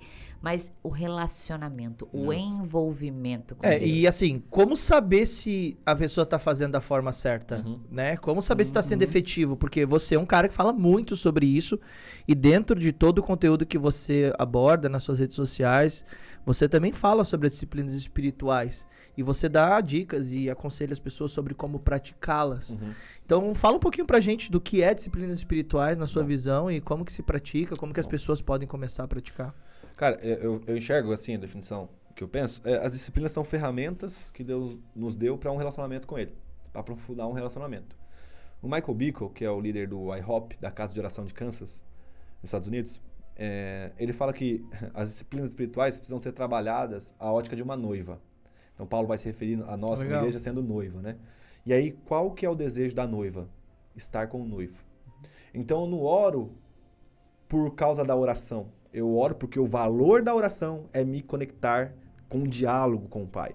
Eu jejuo porque o valor do jejum é mostrar que eu estou com saudade do meu noivo. Tanto que é o contexto que Cristo cita. Lucas, me fala a memória o capítulo. Eu leio as Escrituras não somente por um conhecimento frio, mas porque fala para mim quem é o meu noivo, quem é meu pai, nesse relacionamento. Então, o fim das disciplinas espirituais é o relacionamento. É que o nome disciplina tem uma conotação mais negativa hoje. Né? Mas as práticas espirituais, né? Até tem uma linha do Richard Foster que chama... Desculpa, gente, Falando o meu nisso, relógio, oração. porque é meio-dia o horário da minha oração. Meu Deus. O Richard Foster até chama de disciplinas espirituais clássicas, mas a disciplina é o meio pelo qual a gente se liberta de si. Não, quando você vai pra academia, você fala, vou sem vontade. Mas você se libertou de si, você não é mais escravo de si, que você foi sem a sua vontade. E oração e leitura é a mesma coisa. E a disciplina é algo temporário, né? É algo temporário. Porque depois se torna... Porque hábito. Começa isso. E também se torna relacionamento. Entendeu? Então, eu sempre penso nessa perspectiva. Como um meio pelo qual Deus nos deu. Pra gente se aproximar mais dele. Pra estar mais junto com uma ele. linha mais racional e técnica pra você conseguir chegar ao seu objetivo principal. Que é o relacionamento com Deus. O seu objetivo nas orações, em tudo isso. E assim, eu acho que isso é bem importante. É um tema que a gente vai começar a falar a partir de agora. Então, se você tem dúvidas a respeito de disciplinas espirituais, se você tem perguntas que você gostaria de deixar aqui nos comentários, então agora é a hora. E se você conhece pessoas que têm dúvidas, que têm questionamentos a respeito de oração, jejum, leitura bíblica, oração, pregação, todas essas coisas que fazem parte das disciplinas, aproveita, já manda esse vídeo para essas pessoas para que elas venham para cá também participar, tirar suas dúvidas e aprender aí com o nosso amigo. Cara, eu percebi que o Thiago Nigro, ele teve no podcast com o Douglas Gonçalves. Isso, foi lá. E... Agora é o irmão rico, não é mais primo Agora é o rico. irmão... Então, exatamente o que eu ia te falar. Olha aí, eu usei uma piada de outro lugar. Ele se converteu, né? Foi realmente uma conversão, ele realmente se converteu, o Thiago Nigro. E como que você vê hoje isso como benefício para a disciplina na questão financeira? Porque... Muito bom. É um dom que ele tem. Muito bom. Ele é um cara que ele ensina sobre finanças, ele é um cara que ensina sobre investimentos. E eu sou um investidor. E eu comecei isso há 5 anos atrás. E a minha intenção de me tornar investidor foi por causa da minha família. Legal. Da minha casa, do meu pai, da minha mãe, o lugar de onde eu venho, todos eram indisciplinados financeiramente. Sim. E a gente passou muitos apuros financeiros por conta disso. E aí eu entendi a necessidade. E a gente vê hoje, inclusive, pastores... cristãos que têm problemas seríssimos no aspecto financeiro. por falta de disciplina. Então, vamos usar essa palavra prática, né? Mas eu gosto da palavra disciplina, pra mim não tem... A gente tem que quebrar esse paradigma de que disciplina é ruim. Sim, sim. Porque não é, ela é um meio pra chegar onde a gente E quer. até a disciplina dos filhos é algo bom. Então, a Porque Bíblia manda discipliná-los, Eu né? fico pensando lá atrás, cara. A minha mãe, meu pai nunca me disciplinou com a varinha. Meu pai não. Ele sempre, só do olhar, eu sempre tive medo do meu pai nesse aspecto. Meu pai tem uma cara muito fechada, ele olhava e já ficava. Minha mãe, meu amigo. Ele tem barba também. Meu pai não. Meu pai tem alergia, até nem pode deixar crescer. Minha mãe, cara, a minha mãe já me disciplinou de toda forma. Eu era meio agitado quando era na infância, na minha adolescência ali, quando eu era criança. E hoje eu olho pra trás como pai, eu falo, mano, graças a Deus por causa da disciplina. Não é? Graças a Deus. Entendeu? Porque eu reconheço que minha mãe, toda vez que eu falo assim, às vezes ela tá participando das lives, ela assiste todas as minhas lives, minha mãe é moderna. Aí ela escreve, Oi, mãe, tudo bem? Eu nem batia tanto assim. Lógico que eu tô falando no aspecto de que, né, da varinha e tal. Mas só quem apanhou lembra, viu? Mas às vezes as pessoas elas têm essa ideia ruim. Por exemplo, eu na minha infância, eu tive o meu pai, e o meu pai realmente agiu com violência doméstica, de fato, ele excedeu. Mas isso por falta de conhecimento, por falta de ensino. Ele não teve pai, ele perdeu o pai dele aos 6 anos de idade. E ele não era cristão, ele não tinha os conhecimentos bíblicos, ele não tinha os ensinamentos para poder me educar da forma correta e me disciplinar da forma correta. Então, uma forma dele me educar era me batendo mesmo de forma violenta. Então, eu sofri violência doméstica. Mas eu cresci, me tornei pai hoje. E eu entendo que ele fez o melhor que ele podia com aquilo que ele sabia. Sim. Mas as pessoas precisam tirar da cabeça essa coisa dolorosa da disciplina. Isso. Porque, na verdade, não é sobre dor. É sobre a recompensa. Aquilo que vai vir depois. Então, por exemplo, que nem no caso do Thiago Nigro aqui, que hoje ele, né, se tornou o irmão Nigro, né? Sim. Não o primo, Não mas primo, agora é irmão. Exato. O primo rico, o Thiago Nigro, ele se converteu agora.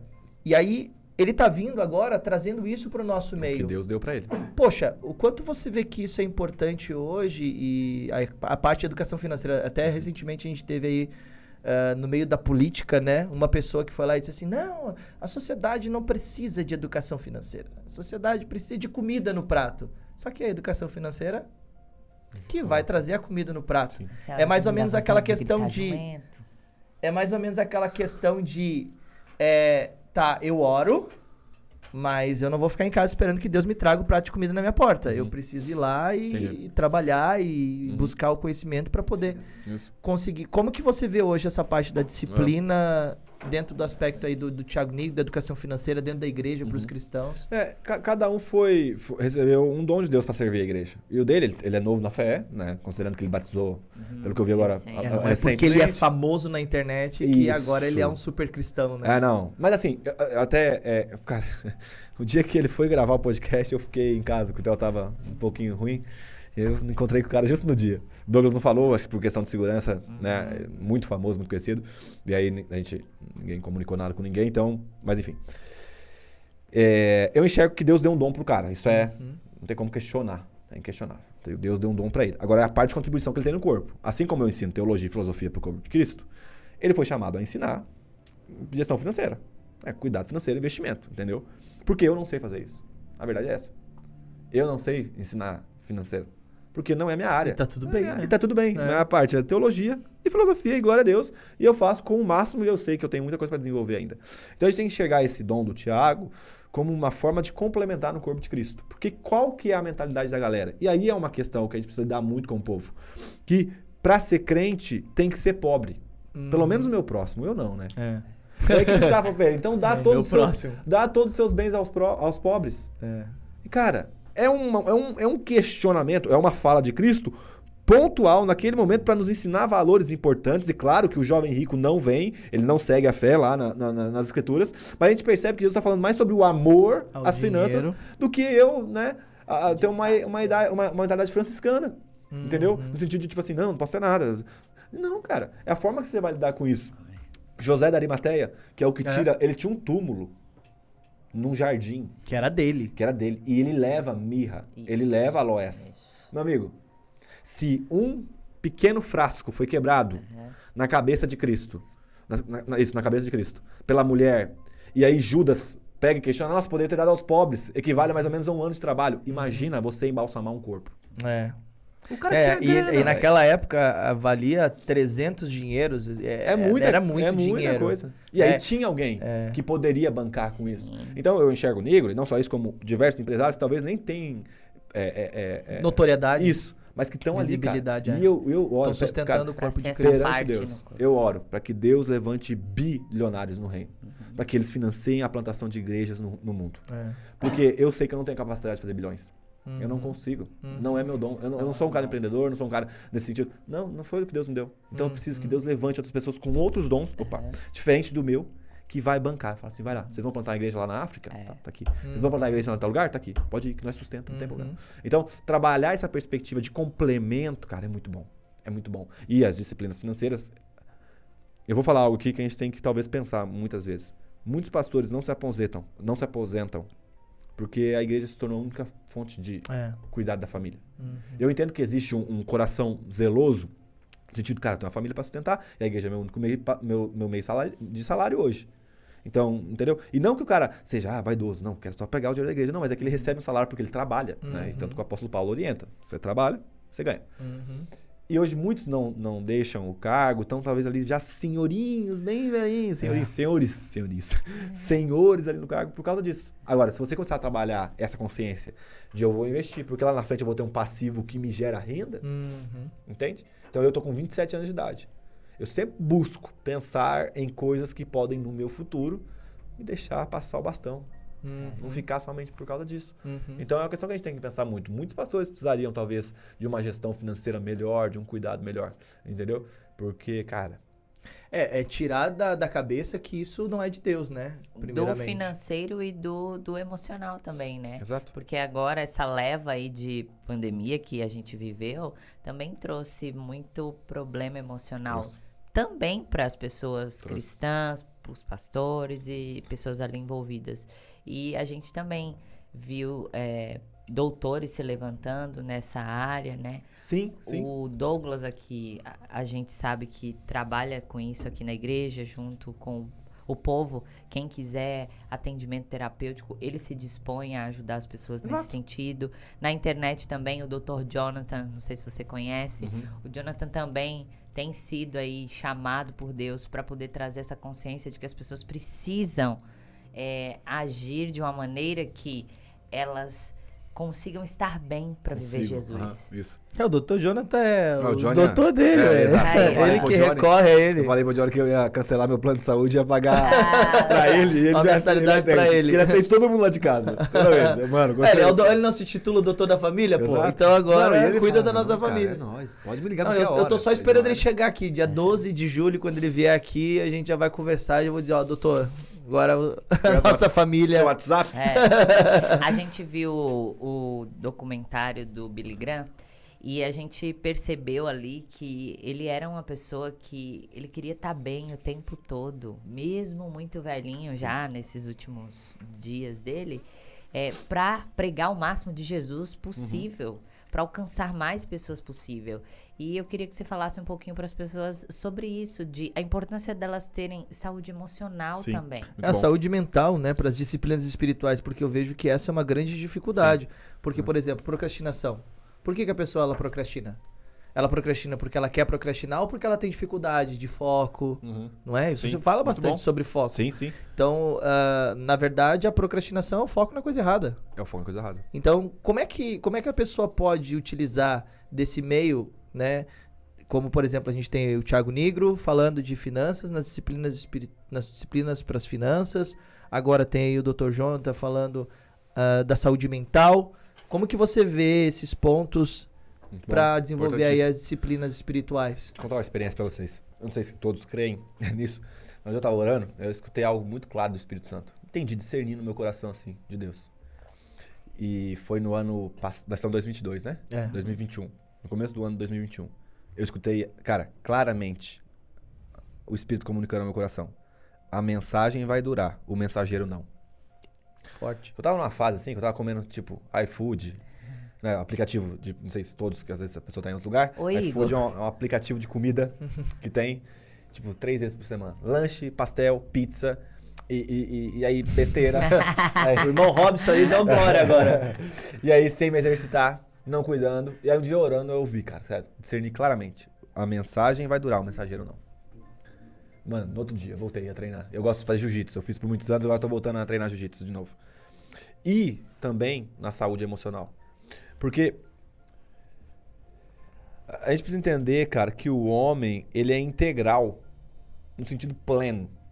Uma pessoa que não tá bem emocionalmente, ela não consegue desenvolver outras áreas também. E aí, ter o psicólogo como alguém místico que vai me afastar de Deus, cara, é um erro.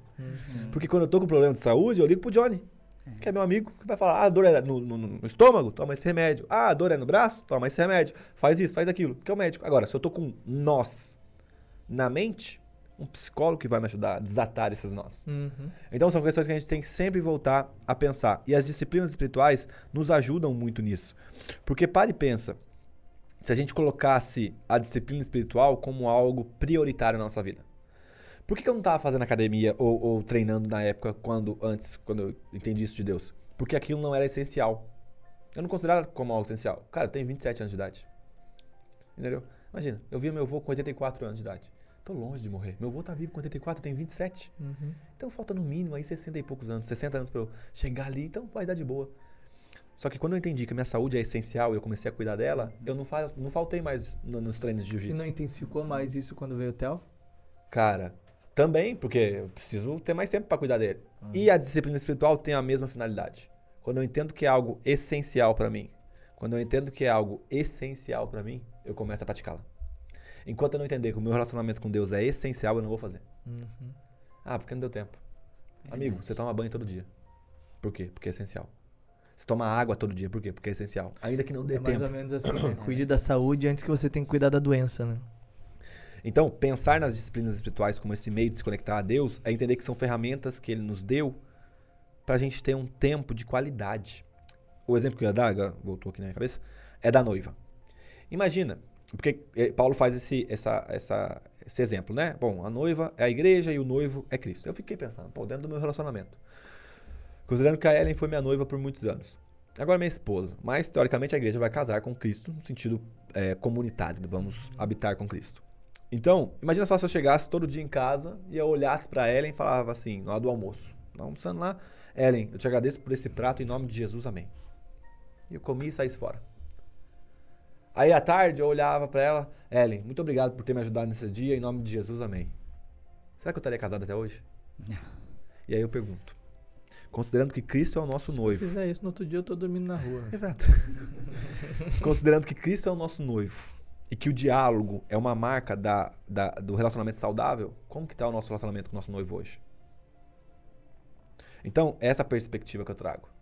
Os meus diálogos com a Ellen, profundos, divertidos, problemáticos, alguns de lidar com problemas, são que fazem com que os nossos corações sejam entrelaçados, estejam juntos, de fato, numa comunhão de marido e mulher.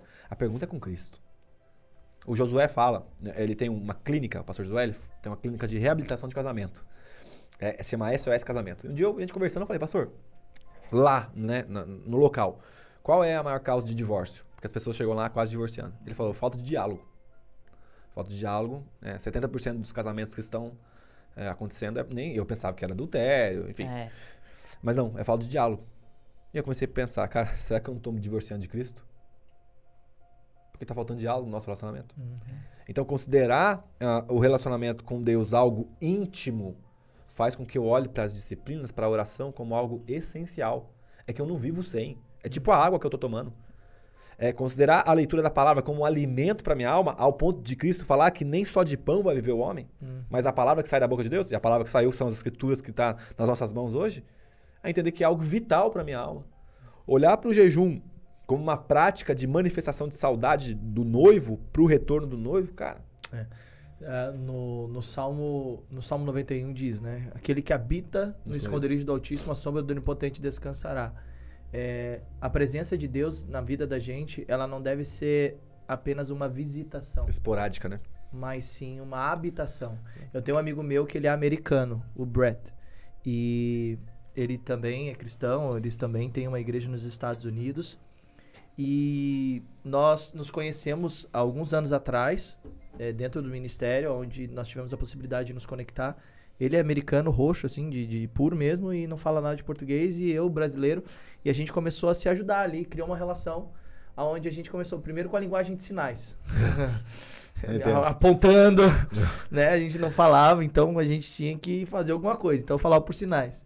Aí a gente foi aprendendo, e quanto mais a gente conviveu, mais a gente conseguia se comunicar, mesmo que a gente não soubesse falar a mesma língua. Exato. Então eu acho que o nosso relacionamento com Deus é assim. Você pode não saber a língua de Deus. Sim. Mas se você tiver interesse na relação, você vai conseguir se comunicar com Ele. E a disciplina espiritual é muito isso, né? Tipo, você pode não saber as disciplinas espirituais perfeitamente bem. Como, por exemplo, orar. Né? A própria Bíblia fala que o Espírito Santo, ele vai nos ajudar a orar, nos auxiliando. Então, o meu relacionamento com o Brett é bem uma expressão baseada nisso, sabe? Porque a gente não conseguia se falar porque nós tínhamos línguas diferentes. Mas o desejo de se comunicar nos permitia, mesmo que com dificuldade, ter esse diálogo. E claro que quanto mais a gente mantinha a relação e o diálogo, melhor. Porque automaticamente eu comecei a aprender o inglês, ele começou a aprender o português e a gente começou a se comunicar cada vez maior. Quanto mais tempo a gente passava junto e mais a gente se interessava naquela relação, mais a gente conseguia se comunicar. Só que olha que interessante. Chegou um tempo que ele foi embora. E eu fiquei. E o que aconteceu? A gente começou a se falar menos. O que começou a acontecer com a relação que estava bem forte, bem próxima? Inclusive, eu estava falando relativamente bem o inglês, ele estava falando relativamente bem o português. O fato da nossa distância prejudicou ele no português, me prejudicou no inglês, e a nossa amizade começou a se afastar. E a única forma de conseguir reaver isso foi numa reaproximação. E eu acho que as disciplinas espirituais, elas têm esse papel. Exato. De nos manter próximos de um Deus que ele está num ambiente espiritual e que a única forma de nós conseguirmos nos conectar a esse ambiente espiritual é por meio das disciplinas espirituais. Sim. E assim, o que eu acho interessante dentro das disciplinas espirituais é que elas têm um efeito psicológico, emocional, físico. Deus é maravilhoso, ele é perfeito em tudo que ele faz. Existem estudos bíblicos que eu ensino, eu falo para as pessoas, inclusive tem vários podcasts, tem podcast de jejum, tem podcast de oração que eu trago esses estudos científicos que comprovam, por exemplo, da eficácia do jejum na nossa saúde física. Uma pessoa que ela pratica o jejum regularmente, ela tem menos problemas cardíacos, ela tem mais facilidade de concentração, ela tem mais longevidade. A pessoa, por exemplo, que pratica a oração, um estudo feito numa universidade americana por um neurocientista comprovou que quando a pessoa está orando, ela aciona partes do cérebro. Isso ele fez por meio de ressonância magnética, um estudo onde ele percebeu que pessoas que praticam o hábito da oração regularmente têm mais longevidade, têm mais saúde física, têm mais saúde emocional, os relacionamentos delas são melhores, têm menos problemas com vícios. Os benefícios são inúmeros. E tem menos problemas com diabetes, menos problemas com pressão alta, menos problemas com colesterol. Oração. E aí, quando a gente olha para o texto bíblico, a Bíblia fala sobre vários episódios de oração. Imagine uma pessoa que tem o hábito de oração regularmente, como que é a vida dela. Sim. Então, não é só sobre Deus, se a pessoa for parar para pensar. É sobre ela também. Porque não é bom só... Não, é bom para todo mundo. Sim. Uma vida de oração e as disciplinas espirituais. Então, esse estudo comprovou que existem áreas do cérebro que são acionadas somente no momento da oração. Então, isso significa que Deus nos preparou para orar.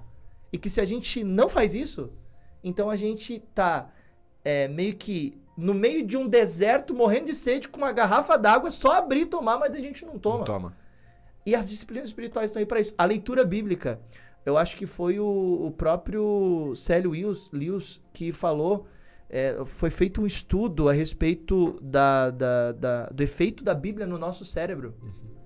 Que as pessoas que elas têm o hábito de ler a Bíblia de 3 a 4 vezes na semana, essas pessoas, elas têm mais saúde física, mais saúde emocional, melhora os relacionamentos, melhora casamento, a pessoa tem menos problema com vício, menos problema com pornografia, as pessoas, elas têm mais longevidade, as pessoas, elas são mais inteligentes. Então, quer dizer, inúmeros benefícios. E você é um cara que fala muito sobre disciplinas espirituais.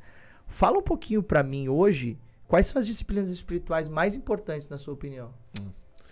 Eu definiria talvez as 4 que são clássicas, né? Primeiro, a oração, que é esse ato de diálogo com Deus. E aí, diálogo, não monólogo. Tipo assim, eu falo e ouço também a Deus. Com, né, um período, uma sensibilidade por meio das escrituras, que a escritura é o fundamento. Não adianta as pessoas acharem, né? Porque Deus vai falar. Peraí, vou fechar meu livro. Não, Deus eu vai falar acho aqui, interessante que eu vou montar a pregação. A galera fala, eu acho que... Abre a Bíblia, moço, eu acho que eles vai estar ali pensam a que é Chico resposta. Xavier. Deixa eu receber aqui, peraí. Vai cair um passe, né? Só uma brincadeira, porque às vezes... Enfim. E não é, né? Deus vai falar com a gente na ordem comum das coisas. Mas eu colocaria a oração, que é esse ato de diálogo. Eu exponho para Deus o meu coração. E aí eu me desnudo no sentido da minha alma, do meu espírito, do meu coração. Tô com medo disso. Tô sonhando com isso. Tô pensando nisso. O que o senhor tem para falar para mim sobre isso também? Então eu coloco mesmo diante de Deus as coisas que eu tenho que falar. Entendeu? Nessa perspectiva de que o senhor vai continuar sendo meu Deus sempre. Mas eu falo contigo, eu dialogo contigo, eu te ouço. Eu discerno, como eu usei como exemplo esse discernimento que eu tive do Espírito Santo, falando comigo sobre a questão da mensagem, do mensageiro. Então a oração é a principal. Entendeu? Aí, uma dica, ou algumas dicas que eu poderia dar para quem está começando a vida de oração, que eu entendo que lá atrás meu sogro me ajudou. Foi essencial para mim. Não só como exemplo, porque ora muito, mas também como um instrutor ali, né? Faça uma listinha. Entendeu? Segunda-feira eu vou orar pela minha família, por meu trabalho e tal coisa. Na terça, por tal coisa, tal coisa, tal coisa. Na quarta e tal. Tira momentos de silêncio, realmente prende a sua mente ali, volta para você ouvir a voz de Deus. São coisas importantes para a oração. E também tenha uma folha em branco para você anotar o que Deus fala. Né? Porque às vezes Deus comunica algumas coisas. Inspirações. Né? Isso. E aí o que eu faço para me proteger de ouvir o que Deus não falou? Te repito, o que eu faço para me proteger de ouvir o que Deus não falou? Eu sempre compartilho com alguém que me discipula. Então vamos supor, Douglas. Tava orando sobre isso, cara. E aí Deus falou isso comigo. Tira lá um momento de oração você também e ora, me ajuda orando por isso. Porque a igreja é um ambiente seguro. Não, a igreja serve para isso. Então vamos supor, o Robson que tá aqui que anda mais perto de mim. Se ele tá com sono, algum plano, e agora até esse dia atrás ele tomou uma decisão, aí eu falei, cara, vamos orar. Vamos tirar um tempo de oração juntos aí. Por quê? A chance dele ouvir errado ou eu ouvir errado é muito grande. Agora, os dois, entendeu? Deus vai comunicar, Deus vai falar algo ali conosco. Porque, né, onde tiver 2 ou 3 reunidos, ele tá no nosso meio. Então, Deus vai comunicar conosco. Então, a gente usa a igreja como esse ponto de segurança. A oração. Sem dúvidas. Agora, as escrituras. Ler a palavra, ler as escrituras é algo fundamental para o cristão. Ao ponto de o próprio Cristo, repito, dizer que é tão essencial quanto o pão que nós comemos. No final do dia, se você deixa de comer pão, abre parênteses, alimento, de se alimentar, você sente falta do alimento. O jejum não é algo confortável. A gente se sente desconfortável ali, né? A gente fica geralmente, poxa, tô com fome, né? Agora, a pergunta é, chega no final do dia, sem ler a palavra, me incomoda tanto quanto me incomodaria um prato de comida? A falta dele? Então, é isso. A oração, a leitura da palavra que norteia. E aqui quando eu falo leitura, é leitura devocional. Não somente estudo. Porque o estudo, eu sou tendencioso a pegar um D.A. Carson, a pegar um Tim Keller, abrir o comentário ali, pegar um John MacArthur, abrir o comentário e ler aqui, ver o que o cara tá falando, o Hernandes Dias Lopes, e ficar comendo o alimento que foi preparado pelo meu irmão. Agora ali Deus está falando comigo. E eu não estou falando de estabelecer doutrina. É uma leitura devocional. Sim. E às vezes Deus vai usar. Os pregadores acabam caindo bastante nessa armadilha, tendência né? de estudar mais do que ler leitura devocional. E é um exercício, cara.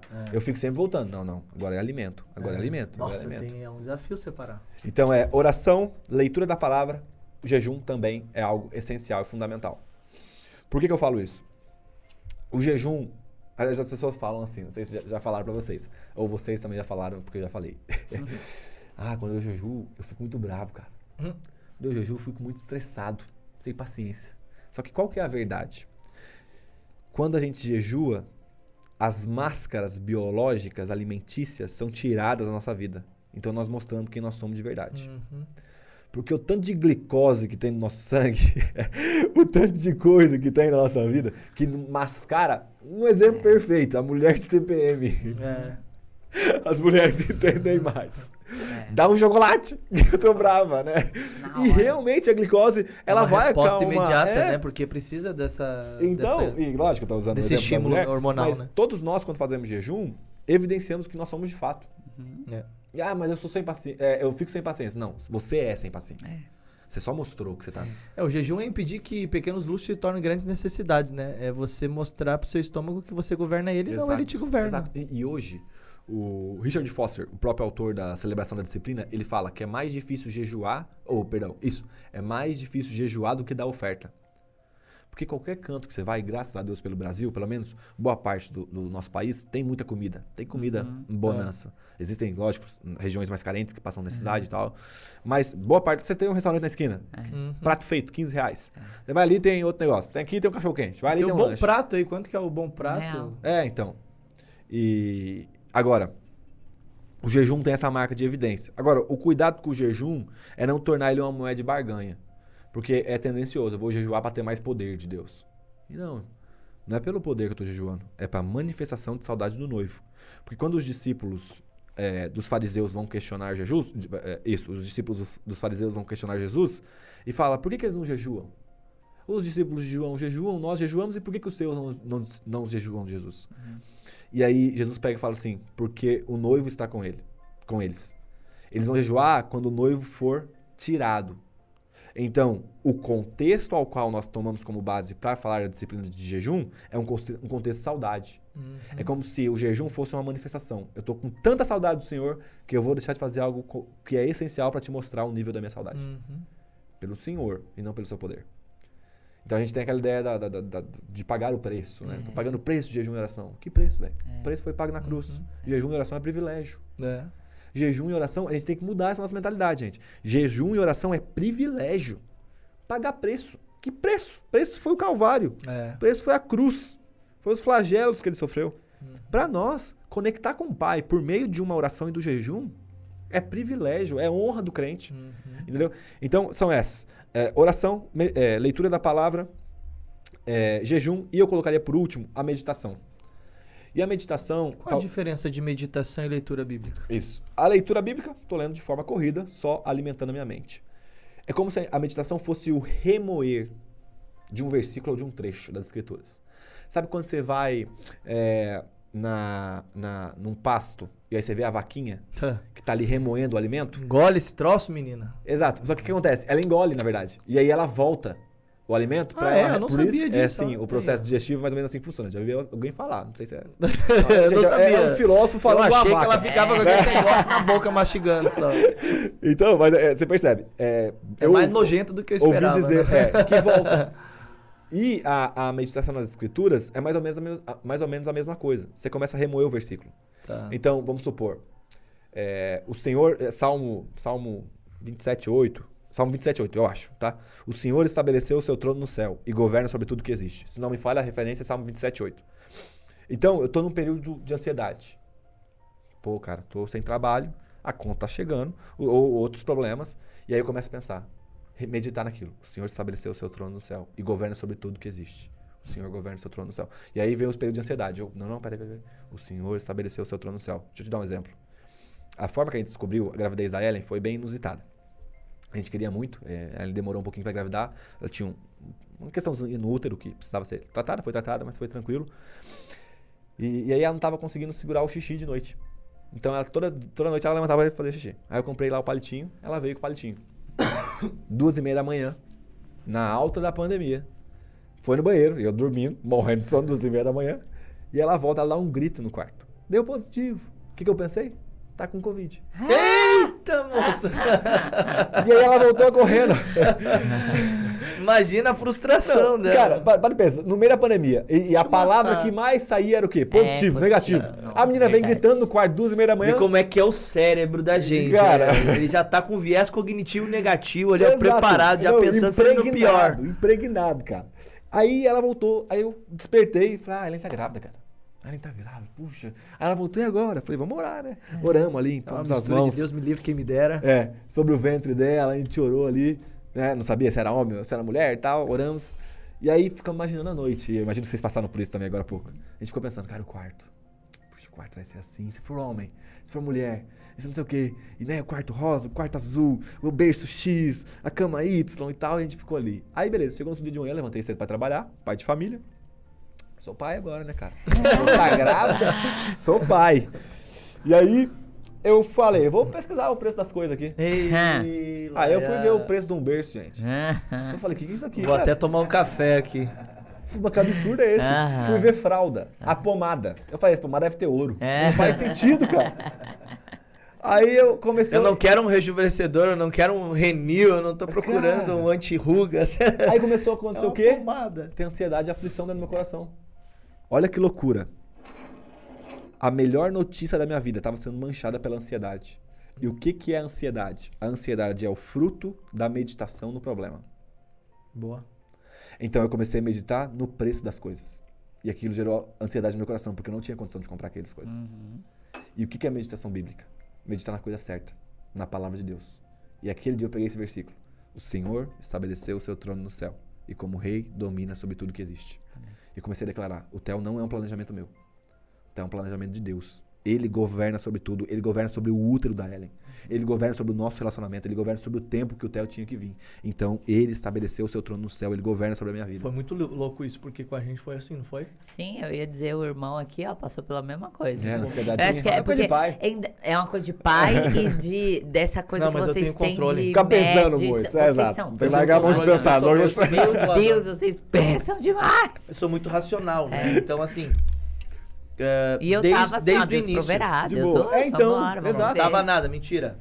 Tava Deus proverá nada. Mas tava eu não preocupada, tava aflita com ansiosa, você. nervosa. Não, eu tava aflita pra ela chegar. Fala a verdade, quem confessa e Vambora. deixa alcança a misericórdia. Você tá sendo gravado. Porque a gente não aguenta, né? 40 semanas, 40 e não sei verdade. quantos. Eu falo, Nossa. Jesus, essa Mas menina assim, vem quando? desde o início a gente sempre planejou, a gente sempre pensou em planejar. Ah, cara, mas eu vou dizer pra vocês assim, ó. A paternidade, a maternidade é como a vida com Deus. Você pode fazer os seus planos, mas pode rasgar e jogar fora que Deus as vai coisas não mudar as acontecem do coisas. seu jeito. Mas assim, desde o início a gente sempre planejou, pensou, vamos fazer isso, vamos fazer aquilo, vamos ter nesse tempo, naquele outro tempo e tal. Beleza, só que o que aconteceu? Eu sempre fui um cara muito racional no aspecto de vamos fazer um planejamento. E eu acho que, nada mais certo do que a gente seguir o que tá na Bíblia. Qual o homem que quer edificar uma torre não senta e faz os cálculos pra ver se vai conseguir terminar, né? Então tá lá o respaldo de Lucas 14 pra gente. Aí o que acontece? Eu comecei a fazer planos. Eu falei, tá bom, vamos fazer os planos. Fiz os planos. Os planos eram pra mais longo prazo, mas ela falou, eu quero agora. E aí, como é que faz? O forninho tá ali dentro, né? Então, tipo, dali que vai sair. E assim, ela tava bem decidida. E aí, o que aconteceu comigo foi que chegou um momento da minha vida também onde Deus despertou a paternidade. Onde eu tinha um problema muito sério com paternidade. É muito louco, né? Porque a gente trata dos outros. Mas a gente tem que aprender a tratar nós mesmos também, né? E deixar ser tratado por Deus. E essa era uma área que eu precisava de tratamento. Então, poxa, eu tinha ajudado já várias pessoas com isso, com essa questão de paternidade, de ter filho, porque hoje a gente vive uma geração que, não quero ter filho. Não. Quanto que é um filho? É R$1 milhão. Não tem os cálculos, né? Já tem gente que faz até cálculo. R$1 milhão. Eu penso, cara, R$1 milhão investido. Imagina agora, cara, a Petrobras tá pagando 3 contas em cada... Você vê o nível que o cara foi. Exato. Moço. Porque nesse nível eu não fui tão profundo. Ele foi nesse nível. Eu não fui tão profundo. Eu falei, caraca, R$1 milhão. Só me assustei mesmo ali. Ele falou pra mim, a criança é 1 milhão, Mas custa é 1 isso, milhão. né? Eu disse, tá, gente, é milionário, Claro então. que vai de acordo com a realidade de cada uma, né? Mas, assim, em média, uma classe média, é isso mesmo. E aí, eu fazendo todos os planos, pensando e tudo mais. Só que, assim, tudo isso acaba se tornando limitador. Tem muita gente que se limita, pô. E é uma bênção a paternidade, Sim, a maternidade. A Bíblia diz que é uma herança que Deus libera Nos pra dá. você por meio dos filhos, né? E, de fato, hoje, vivendo isso, eu tenho certeza disso. Sim. Não, e nunca faltou, cara. Eu não penso, cara. Nunca faltou. Eu Pode não perceber, penso. desde que o Theo chegou, nunca faltou. Eu sempre brinco. Eu brinco pros meninos até que. Eu discipulo. 2 coisas que me deixaram mais ricos. E eu não sou rico assim, mas que me ajudaram muito na questão da vida financeira. Primeiro, casamento. Quando eu casei, cara, a minha vida financeira deu um up. Segundo, quando a Ellen O irmão lá levantou a engravidou. mão pro céu, acho que ele vai casar, hein? Bom, se os caras não Eu casam tô por bem, eu achando tenho que que ele casar vai por casar, outras hein? formas, eu tenho que influenciar O eles irmão a casar. levantou as mãos, deu um glória ali, quase que orou em línguas Cara, agora. 2 coisas que me fizeram, me melhorou minha área financeira foi o casamento, incrível, e o nascimento do Theo. Desde quando essas coisas, minha vida financeira, graças a Deus, melhorou. E melhora com o passar do tempo. E é essa a questão. Porque daí eu comecei a meditar também, cara. Pensar nisso. E a ansiedade dentro do meu coração foi algo incrível, inexplicável. Meu coração começou a ficar ansioso. E aí era a melhor notícia. Ouvi a Ellen falar que tava grávida. E, cara, entende? Eu nunca... Hoje, olhando pro Theo no meu colo, lá em casa, fazendo bagunça, do jeitinho dele, da brincadeirinha dele, eu fico, meu... E tava sendo roubado por causa da ansiedade. E todo mundo medita. É quando a pessoa sai de casa. Pô, tem que pagar tal conta, cara. Fica o dia inteiro a conta na cabeça. Então, quando você pega um versículo das Escrituras e deixa... Aí vem, mas é que a conta... O Senhor estabeleceu o seu trono no céu e governa. É literalmente você treinar seu cérebro a repensar. Repensar É o exercício de... sobre aquilo que Deus está falando. Porque é incrível, a gente sabe... Mas a gente precisa revisitar as escrituras constantemente para fortalecer isso. Porque desce da mente pro coração. Um exemplo. Quantas vezes você vê pessoas pregando um versículo fora de contexto? Porque ela interpretou na mente, mas não interpretou no coração. Um dia eu tava pregando. Aí eu tava brincando de falar que a gente decora coisa inútil. Aí eu falei assim, gente, vamos supor, uma coisa inútil. Fórmula de Bhaskara. Você aprendeu na escola. A coisa mais inútil que você já aprendeu na sua vida. Delta, né? Poxa, você decorou aquilo e você não sabe onde usar. Acabou a pregação. Uma das líderes da igreja é matemática. Ai. Léo, você não sabe pra que serve tanta coisa, o delta, o Bhaskara. E ela começou a explicar. Mas o que eu percebi? Que o delta e o Bhaskara estavam na minha mente, mas nela estava no coração. Então, ela olha pros cantos, ela olha pras formações do prédio, de um carro que se move. Ela enxerga Bhaskara e delta. É incrível. Porque estava dentro do coração dela. Então, o versículo bíblico é a mesma coisa. A boca fala o que tá cheio o coração. Exato. E o versículo bíblico é a mesma coisa. Às vezes eu falo, não, né? Todas as coisas que eu opero para o bem, a questão é você crê de verdade. Quando cai na realidade, o seu coração vai demonstrar isso. É do que você tá cheio, né? Você transborda do que você tá cheio, né? Isso. Então, a meditação é esse ato de descer daqui para cá. Nas práticas espirituais aí, qual que você considera dessas 4 que você falou a essencial para tua vida? A que te mantém? Porque todas, é óbvio que a gente pratica essa pergunta ali. Foi difícil até pra mim pensar. Mas qual aqui você diz assim, na hora que o parafuso aperta, é isso aqui, que sempre eu faço. Eu acho que todos têm o seu mesmo nível de essencialidade, mas uma que mexe muito comigo é a meditação. Porque envolve... Que é mestre, né? E envolve um caráter de leitura, mas também de confiança e de oração. Porque a meditação é como se fosse um casamento da oração com a leitura, né? Porque você tá orando o versículo. Então, exato. Então, eu acho que a meditação é a que mais mexe comigo. Quando eu tô ansioso, preocupado com alguma coisa, agora a gente vai precisar mudar de casa.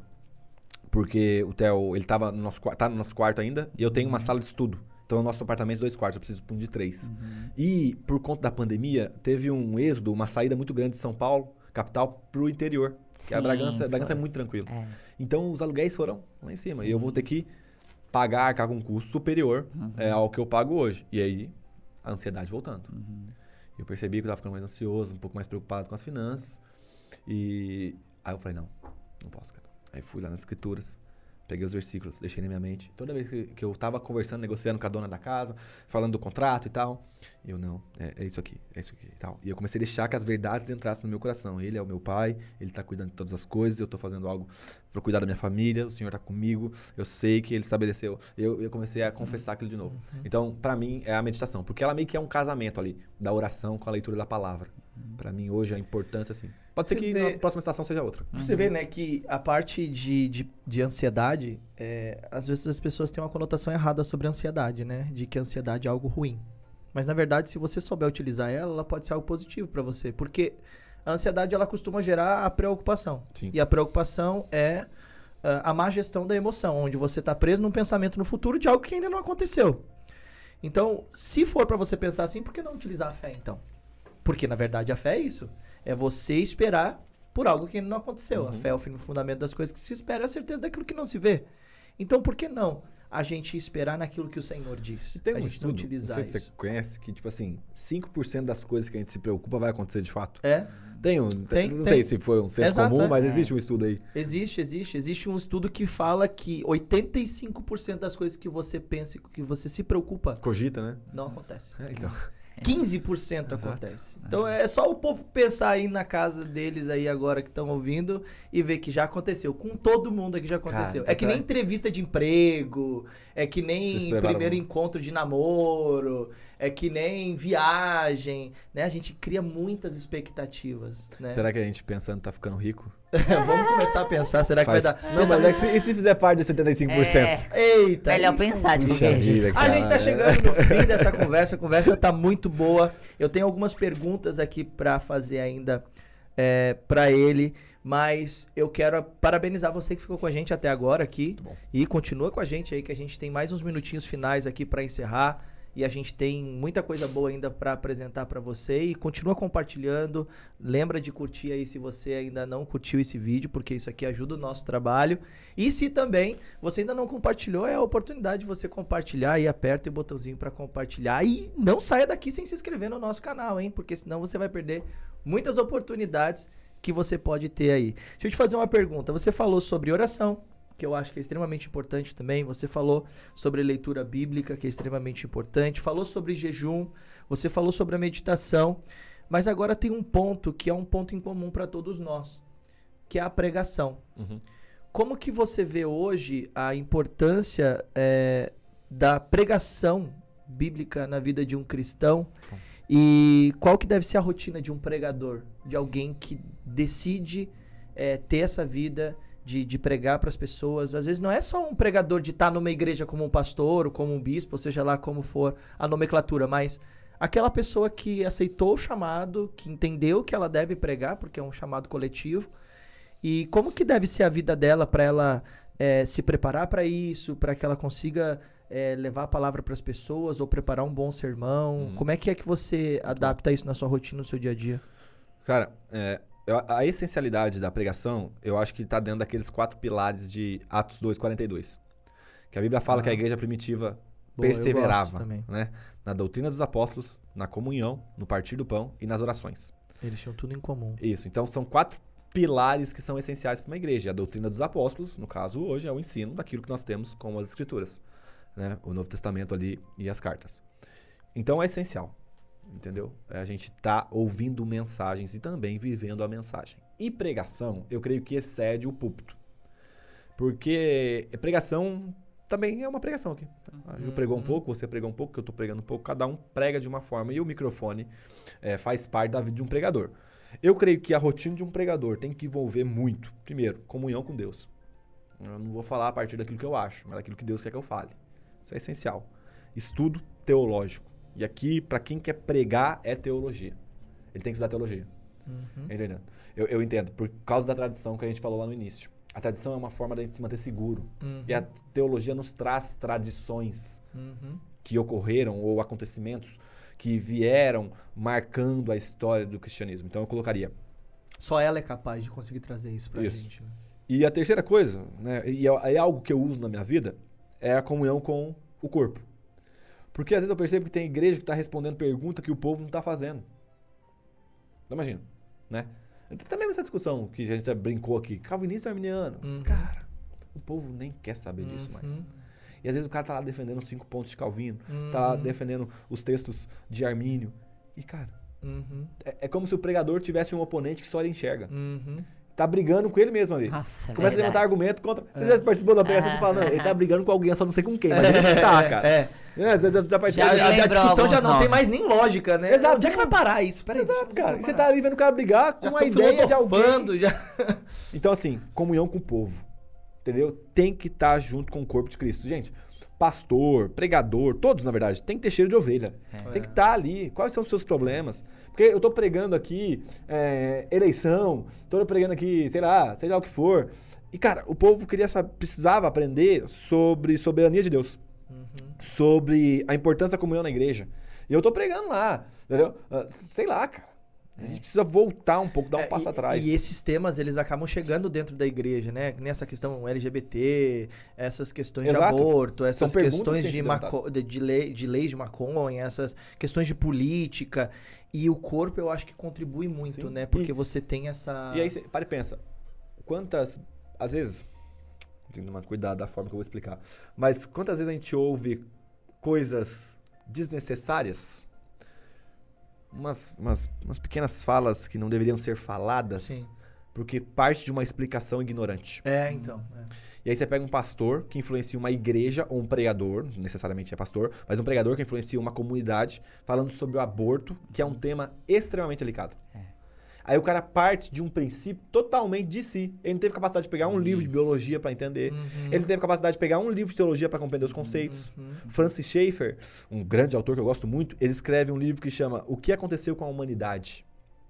E aí é um livro de um pediatra que participava de operações de aborto e ele dando uma perspectiva teológica sobre o tema. Então é um nível técnico e um nível religioso. Aí sim, cara.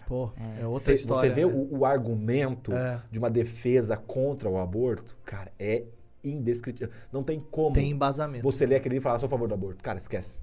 Tecnicamente, você lê a parada técnica. É um médico, um pediatra falando que participou. Não é um achismo, né? Não é uma opinião. Então, eu teve uma época que eu estava sendo muito cobrada, principalmente pelo Espírito Santo, sobre isso. Cuidado com, ao ministrar o sermão, você não emitir muito a sua opinião. Exato. Deus o tempo todo tava me falando isso, de tipo assim, você tá indo lá pra falar a minha palavra, a minha verdade, não a sua. Não aquilo que você pensa. Muito cuidado com isso.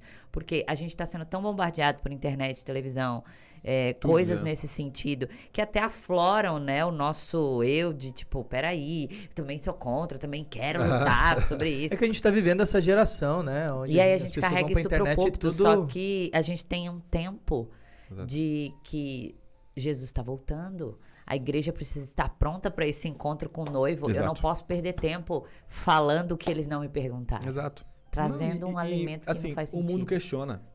O mundo vai questionar nossos filhos. Os nossos filhos vão chegar numa escola ou num lugar público que o banheiro vai ser unissex. Então essa é a realidade que a gente precisa preparar a igreja, né? Uma e igreja preparada inteligente. para a diversidade. Para e pensa, uma criança hoje numa escola, e aí eu uso, quando eu uso o termo escola, eu uso escola no âmbito macro, todos os aspectos. E aí escola envolve também mídia, no sentido do que nos ensina. Uma criança recebe hoje dose cavalares de ensino secularizado, de uma mentalidade não cristã. E aí ela chega na escola dominical, vai pintar um desenho da Arca de Noé. Como? Cara, como que nós vamos competir com o mundo desse jeito? Tem que ter uma teologia infantil, gente. Tem. Entende? A pedagogia tem que se empenhar, a psicologia tem que se empenhar. Eu oro para que se levantem pedagogos, se levantem psicólogos, médicos, advogados, políticos, professores. É necessário uma manifestação dessas pessoas para isso. Não dá para ficar. É uma frase que eu acho muito forte, né? O que me incomoda não é o barulho dos maus, mas sim o silêncio dos bons. Tem muita gente boa que tá calada e que tem muito conhecimento. A gente tem visto que isso tem se levantado hoje, mas ainda é pouco comparado ao que tem. Porque tem muita gente calada. E eu acho que esse é o ponto, sabe? Eu tenho entrado com os meus conteúdos, treinamentos, cursos, livros, eventos que a gente realiza dentro e fora da igreja, mas principalmente fora da igreja, para que essas pessoas despertem. Para que essas pessoas entendam a mensagem que elas carregam, porque todos nós carregamos uma mensagem. E essa mensagem precisa ser emitida. E claro, você tem várias formas de emitir essa mensagem. A Joyce Meyer, escritora americana, ela diz assim: pregue em todo o tempo e se for preciso, fale. Ou seja, nossas atitudes muitas vezes falam mais alto do que as nossas palavras. Eu acho que é isso que tá faltando, principalmente. Porque tem gente muito preocupada em sair pra internet, Facebook, Instagram, YouTube e falar. Mas estão falando coisas que não sabem, que desconhecem, desconexas, sem base, sem fundamento. Então, na verdade, o que a gente precisa é, de fato, da manifestação dos filhos de Deus. E a pregação é uma forma de você manifestar isso, né? Como mensagem aonde você fala por meio da oratória. E quanto mais preparado a gente tiver com base no conhecimento, né, da gente conseguir ter essa mente aberta, porque eu vejo que tem muita gente ainda que tem a mente fechada, né? Não posso mexer com isso, não posso mexer com aquilo, não posso ouvir isso. Só que é justamente essa limitação que acaba limitando a pessoa de enxergar o mundo. Um conteúdo. Às vezes cresce numa bolha. Exato. O Douglas tem uma prática muito interessante, que eu aprendi muito com ele. Ele falou que às vezes ele tá assistindo Dia da Família. Aí tá assistindo um filme. Ele, a Val, o Davi e a Luísa. Ele tem 2 filhos. A Luísa tem 12, se não me engano, 12 ou 11. E o Davi tem 9, vai fazer 10. E às vezes aparece um beijo de pessoas do mesmo sexo. O que ele faz? Ele pausa no ato e pergunta: o que tá errado? Porque a grande questão é que eles vão ver isso aí em todos os lugares. E o que os nossos pais faziam? Tampa os olhos, não Tira. pode ver, passa correndo. E aí a gente não identificava como algo errado. É. Dentro da nossa cosmovisão cristã, isso é errado. Então, quando você coloca o seu filho exposto a algo que ele já vê constantemente, e você faz ele entender que existe algo que é diferente daquilo que nós vivemos em casa, ele fala, tá, entendi, isso é errado. Porque, meu amigo, eu já vi roubo acontecer perto de mim. E nem por isso eu fiquei ali, pode roubar. Ué, porque todo dia você assistia um filme de violência, sua mãe falava, o que é essa besteira que você tá assistindo aí? Isso aí é errado, não sei o que. Então, quando você vê questões, não somente esse aspecto do beijo, Não é mas... privar, é educar. Né? Exato. Você orienta, você mostra biblicamente, você mostra biologicamente, por que as coisas funcionam desse jeito que funcionam. Então você cria ali um aparato para que a criança possa viver nesse mundo, e não somente as crianças como nós, entende? É essa perspectiva, cara, de assumir a responsabilidade. Então está aberto aos conhecimentos. Precisa assumir. As pessoas precisam estar abertas, principalmente os pregadores, eles precisam estar abertos a esses conhecimentos para que eles possam enriquecer ainda mais os seus sermões, suas pregações, ter esse conhecimento para conseguir dialogar com todas as classes. Atuais. Conseguir dialogar, se atualizar, não atualizar a Bíblia. Não, atualizar sim. Né? A atualização é pessoal, é individual, é a gente se atualizar, buscar o autoconhecimento constantemente. Na palavra fala, né, daquela situação ali do paralítico na porta do templo, onde Pedro e João estão indo lá. E eu acho interessante aquilo ali, porque ele tá pedindo esmola. E eu, uma vez pregando, eu falei para as pessoas, quantos crentes não entravam ali e não até davam a esmola para ele, por isso ele estava acostumado e continuava pedindo e tudo mais. Mas precisou um homem de Deus, de fato, parar ali e dizer assim, eu não vou dar esmola para você, eu vou dar a cura de fato. Então, e detalhe, ele não dá um sermão, ele fala para ele, olha para mim. E depois ele estende a mão. Então, assim, ele prega de uma forma diferente e... o próprio paralítico deseja entrar lá. Ele entra lá, glorifica a Deus lá dentro e ainda sai para glorificar mais ainda o nome do Senhor Jesus. É importante ver esse texto como um ponto de que cada um dá aquilo que tem, né? Então, acho que é importante a gente ter algo bom para oferecer para as pessoas. Eu tenho uma pergunta para você também, que eu gostaria de saber. Qual personagem bíblico que você acha que mais se destaca nas disciplinas espirituais? Tem algum que você olha e diz assim, esse aqui... é um cara que se puxava nas disciplinas espirituais, é o meu modelo, meu exemplo. Tá. Tem algum deles que você olha e que você diz assim, esse aqui é o cara? Bom, praxe, primeiro Jesus. No sentido de que, de fato, as escrituras falam que pela madrugada ele se retirava para estar a sós com o Pai. Então, tipo, se Cristo, que é Deus, orou ao Pai, né? Quem sou eu para pensar que não precisa da oração? Então, Cristo, para mim, é o maior referencial de todos os tempos. Ele tirava, ele ia junto no meio do povão, curava a galera, estava com os discípulos, mas ele tirava um tempo para estar sós com Deus. Não é oração pública, é tempo de intimidade com Deus, Jesus tinha. Ele subia ao monte e ficava sós com o Pai. A Bíblia fala, Lucas 6,12, se não me engano, que ele saía e foi ter um tempo a sós com o Pai. Primeiro, Jesus. Davi. Acho que Davi teve uma perspectiva em relação à adoração ali como algo inexplicável. Assim, Davi pra mim é fora do comum. Daniel também.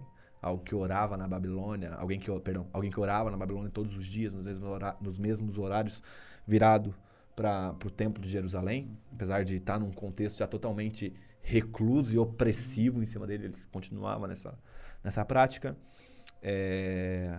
Cara, Paulo de Tarso, eu considero também que era uma pessoa muito disciplinada nas orações, porque ele fala que orava mais do que todos eles. Se não me engano, na carta de Paulo a Coríntios, ele fala, no sentido da oração em línguas, ele fala, eu falo mais línguas que todos vocês, mas quando eu estou junto com vocês, eu prefiro falar 3 palavras na língua materna do que nas línguas, no sentido de linguagem espiritual. Então, seriam essas pessoas que... E também Paulo demonstra em Atos que ele passa em Éfeso para pagar um voto. Né? Ali ele rapa a cabeça. Então, provavelmente ele estava recluso de alguma coisa, ainda que seja um jejum mais judeu, né, mais judaico, mas ele também desenvolvia essas disciplinas espirituais. Então, talvez essas 4, o Senhor, por ser Deus e orar. Não, porque imagina, porque tipo assim... Orar pra quem? Pra mim mesmo. E nós, hoje, podemos falar, né? Pai, em nome de Jesus. Mas o coração do pai, ele olha lá para Felipe e fala, mas eu tô com vocês e nesse paradoxo, nessa beleza da Santíssima Trindade, ele ainda tinha relacionamento com o pai. Ver a consciência da necessidade de estar sempre conectado no mundo espiritual, né? Sim. Mesmo vivendo no mundo natural. Cara, qual a mensagem que você gostaria de deixar pro mundo hoje, para as pessoas que estão aqui escutando a gente? Qual é essa mensagem que arde no seu coração, que você gostaria aí de resumir, pode ser uma palavra, pode ser uma frase, como você achar melhor.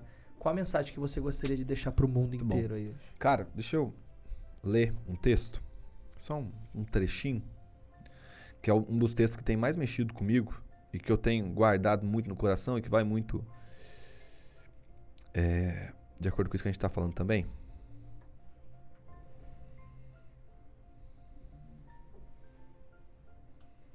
2 Timóteo 3,16.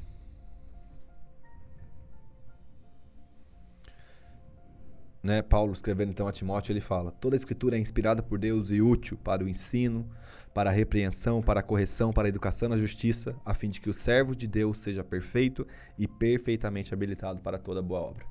Eu creio que hoje o que Deus tem mais ministrado no meu coração, e que talvez eu encorajaria todos vocês aqui, é ter tempo de comunhão com a palavra do Pai. Então é algo que Ele nos deixou, que nos educa na justiça e nos faz perfeito e perfeitamente habilitados para toda boa obra. Ou seja, um médico, um professor, uma diarista, um motorista é habilitado perfeitamente pelas Escrituras a cumprir a vocação deles.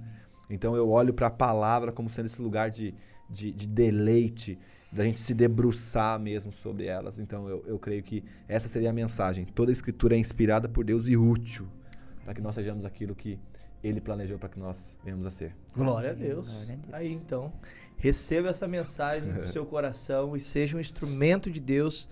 Mas lembre-se que para que isso aconteça, primeiro você precisa se encher de Deus, porque ninguém pode oferecer e dar aquilo que não tem.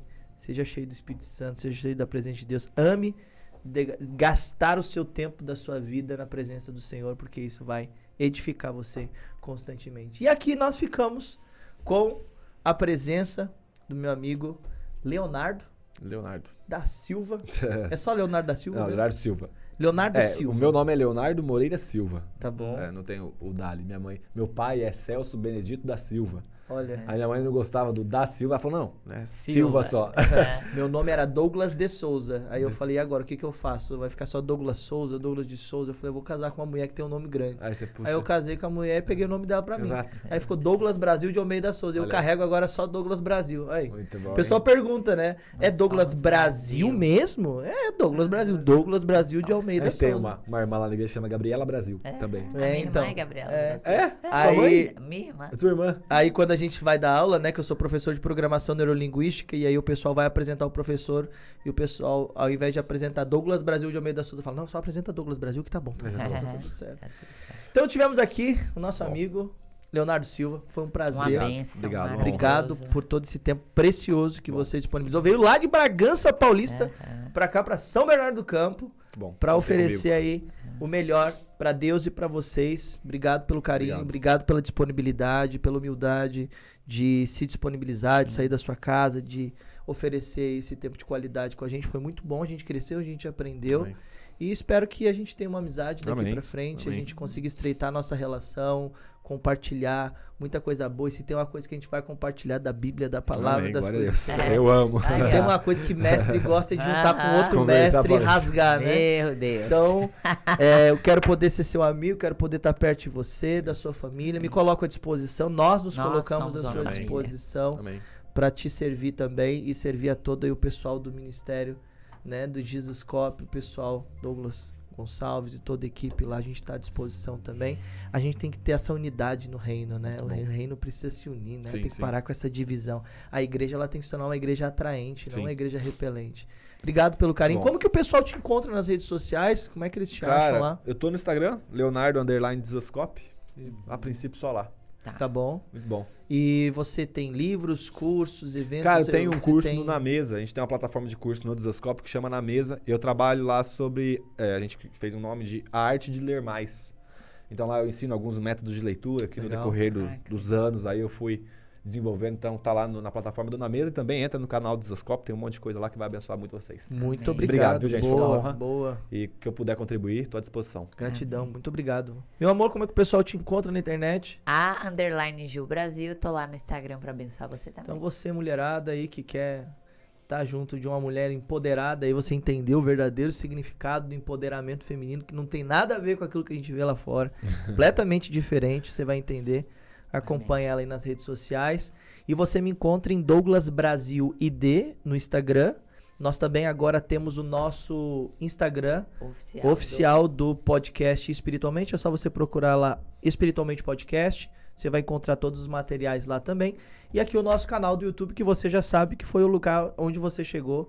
E você pode ter todo o suporte e acompanhamento de tudo aquilo que você precisa aqui, mandando mensagem pra gente. Pode mandar mensagem no direct também. Se precisar de suporte terapêutico, manda mensagem lá também no Instagram. Eu, muitas vezes, já consigo ajudar as pessoas lá no Instagram mesmo, dando conselho, uma orientação. E os cursos, treinamentos e eventos que acontecem constantemente também. A gente vai mantendo todo mundo informado lá para que você saiba mais sobre esses eventos. Tivemos aqui então o nosso amigo Leonardo Silva.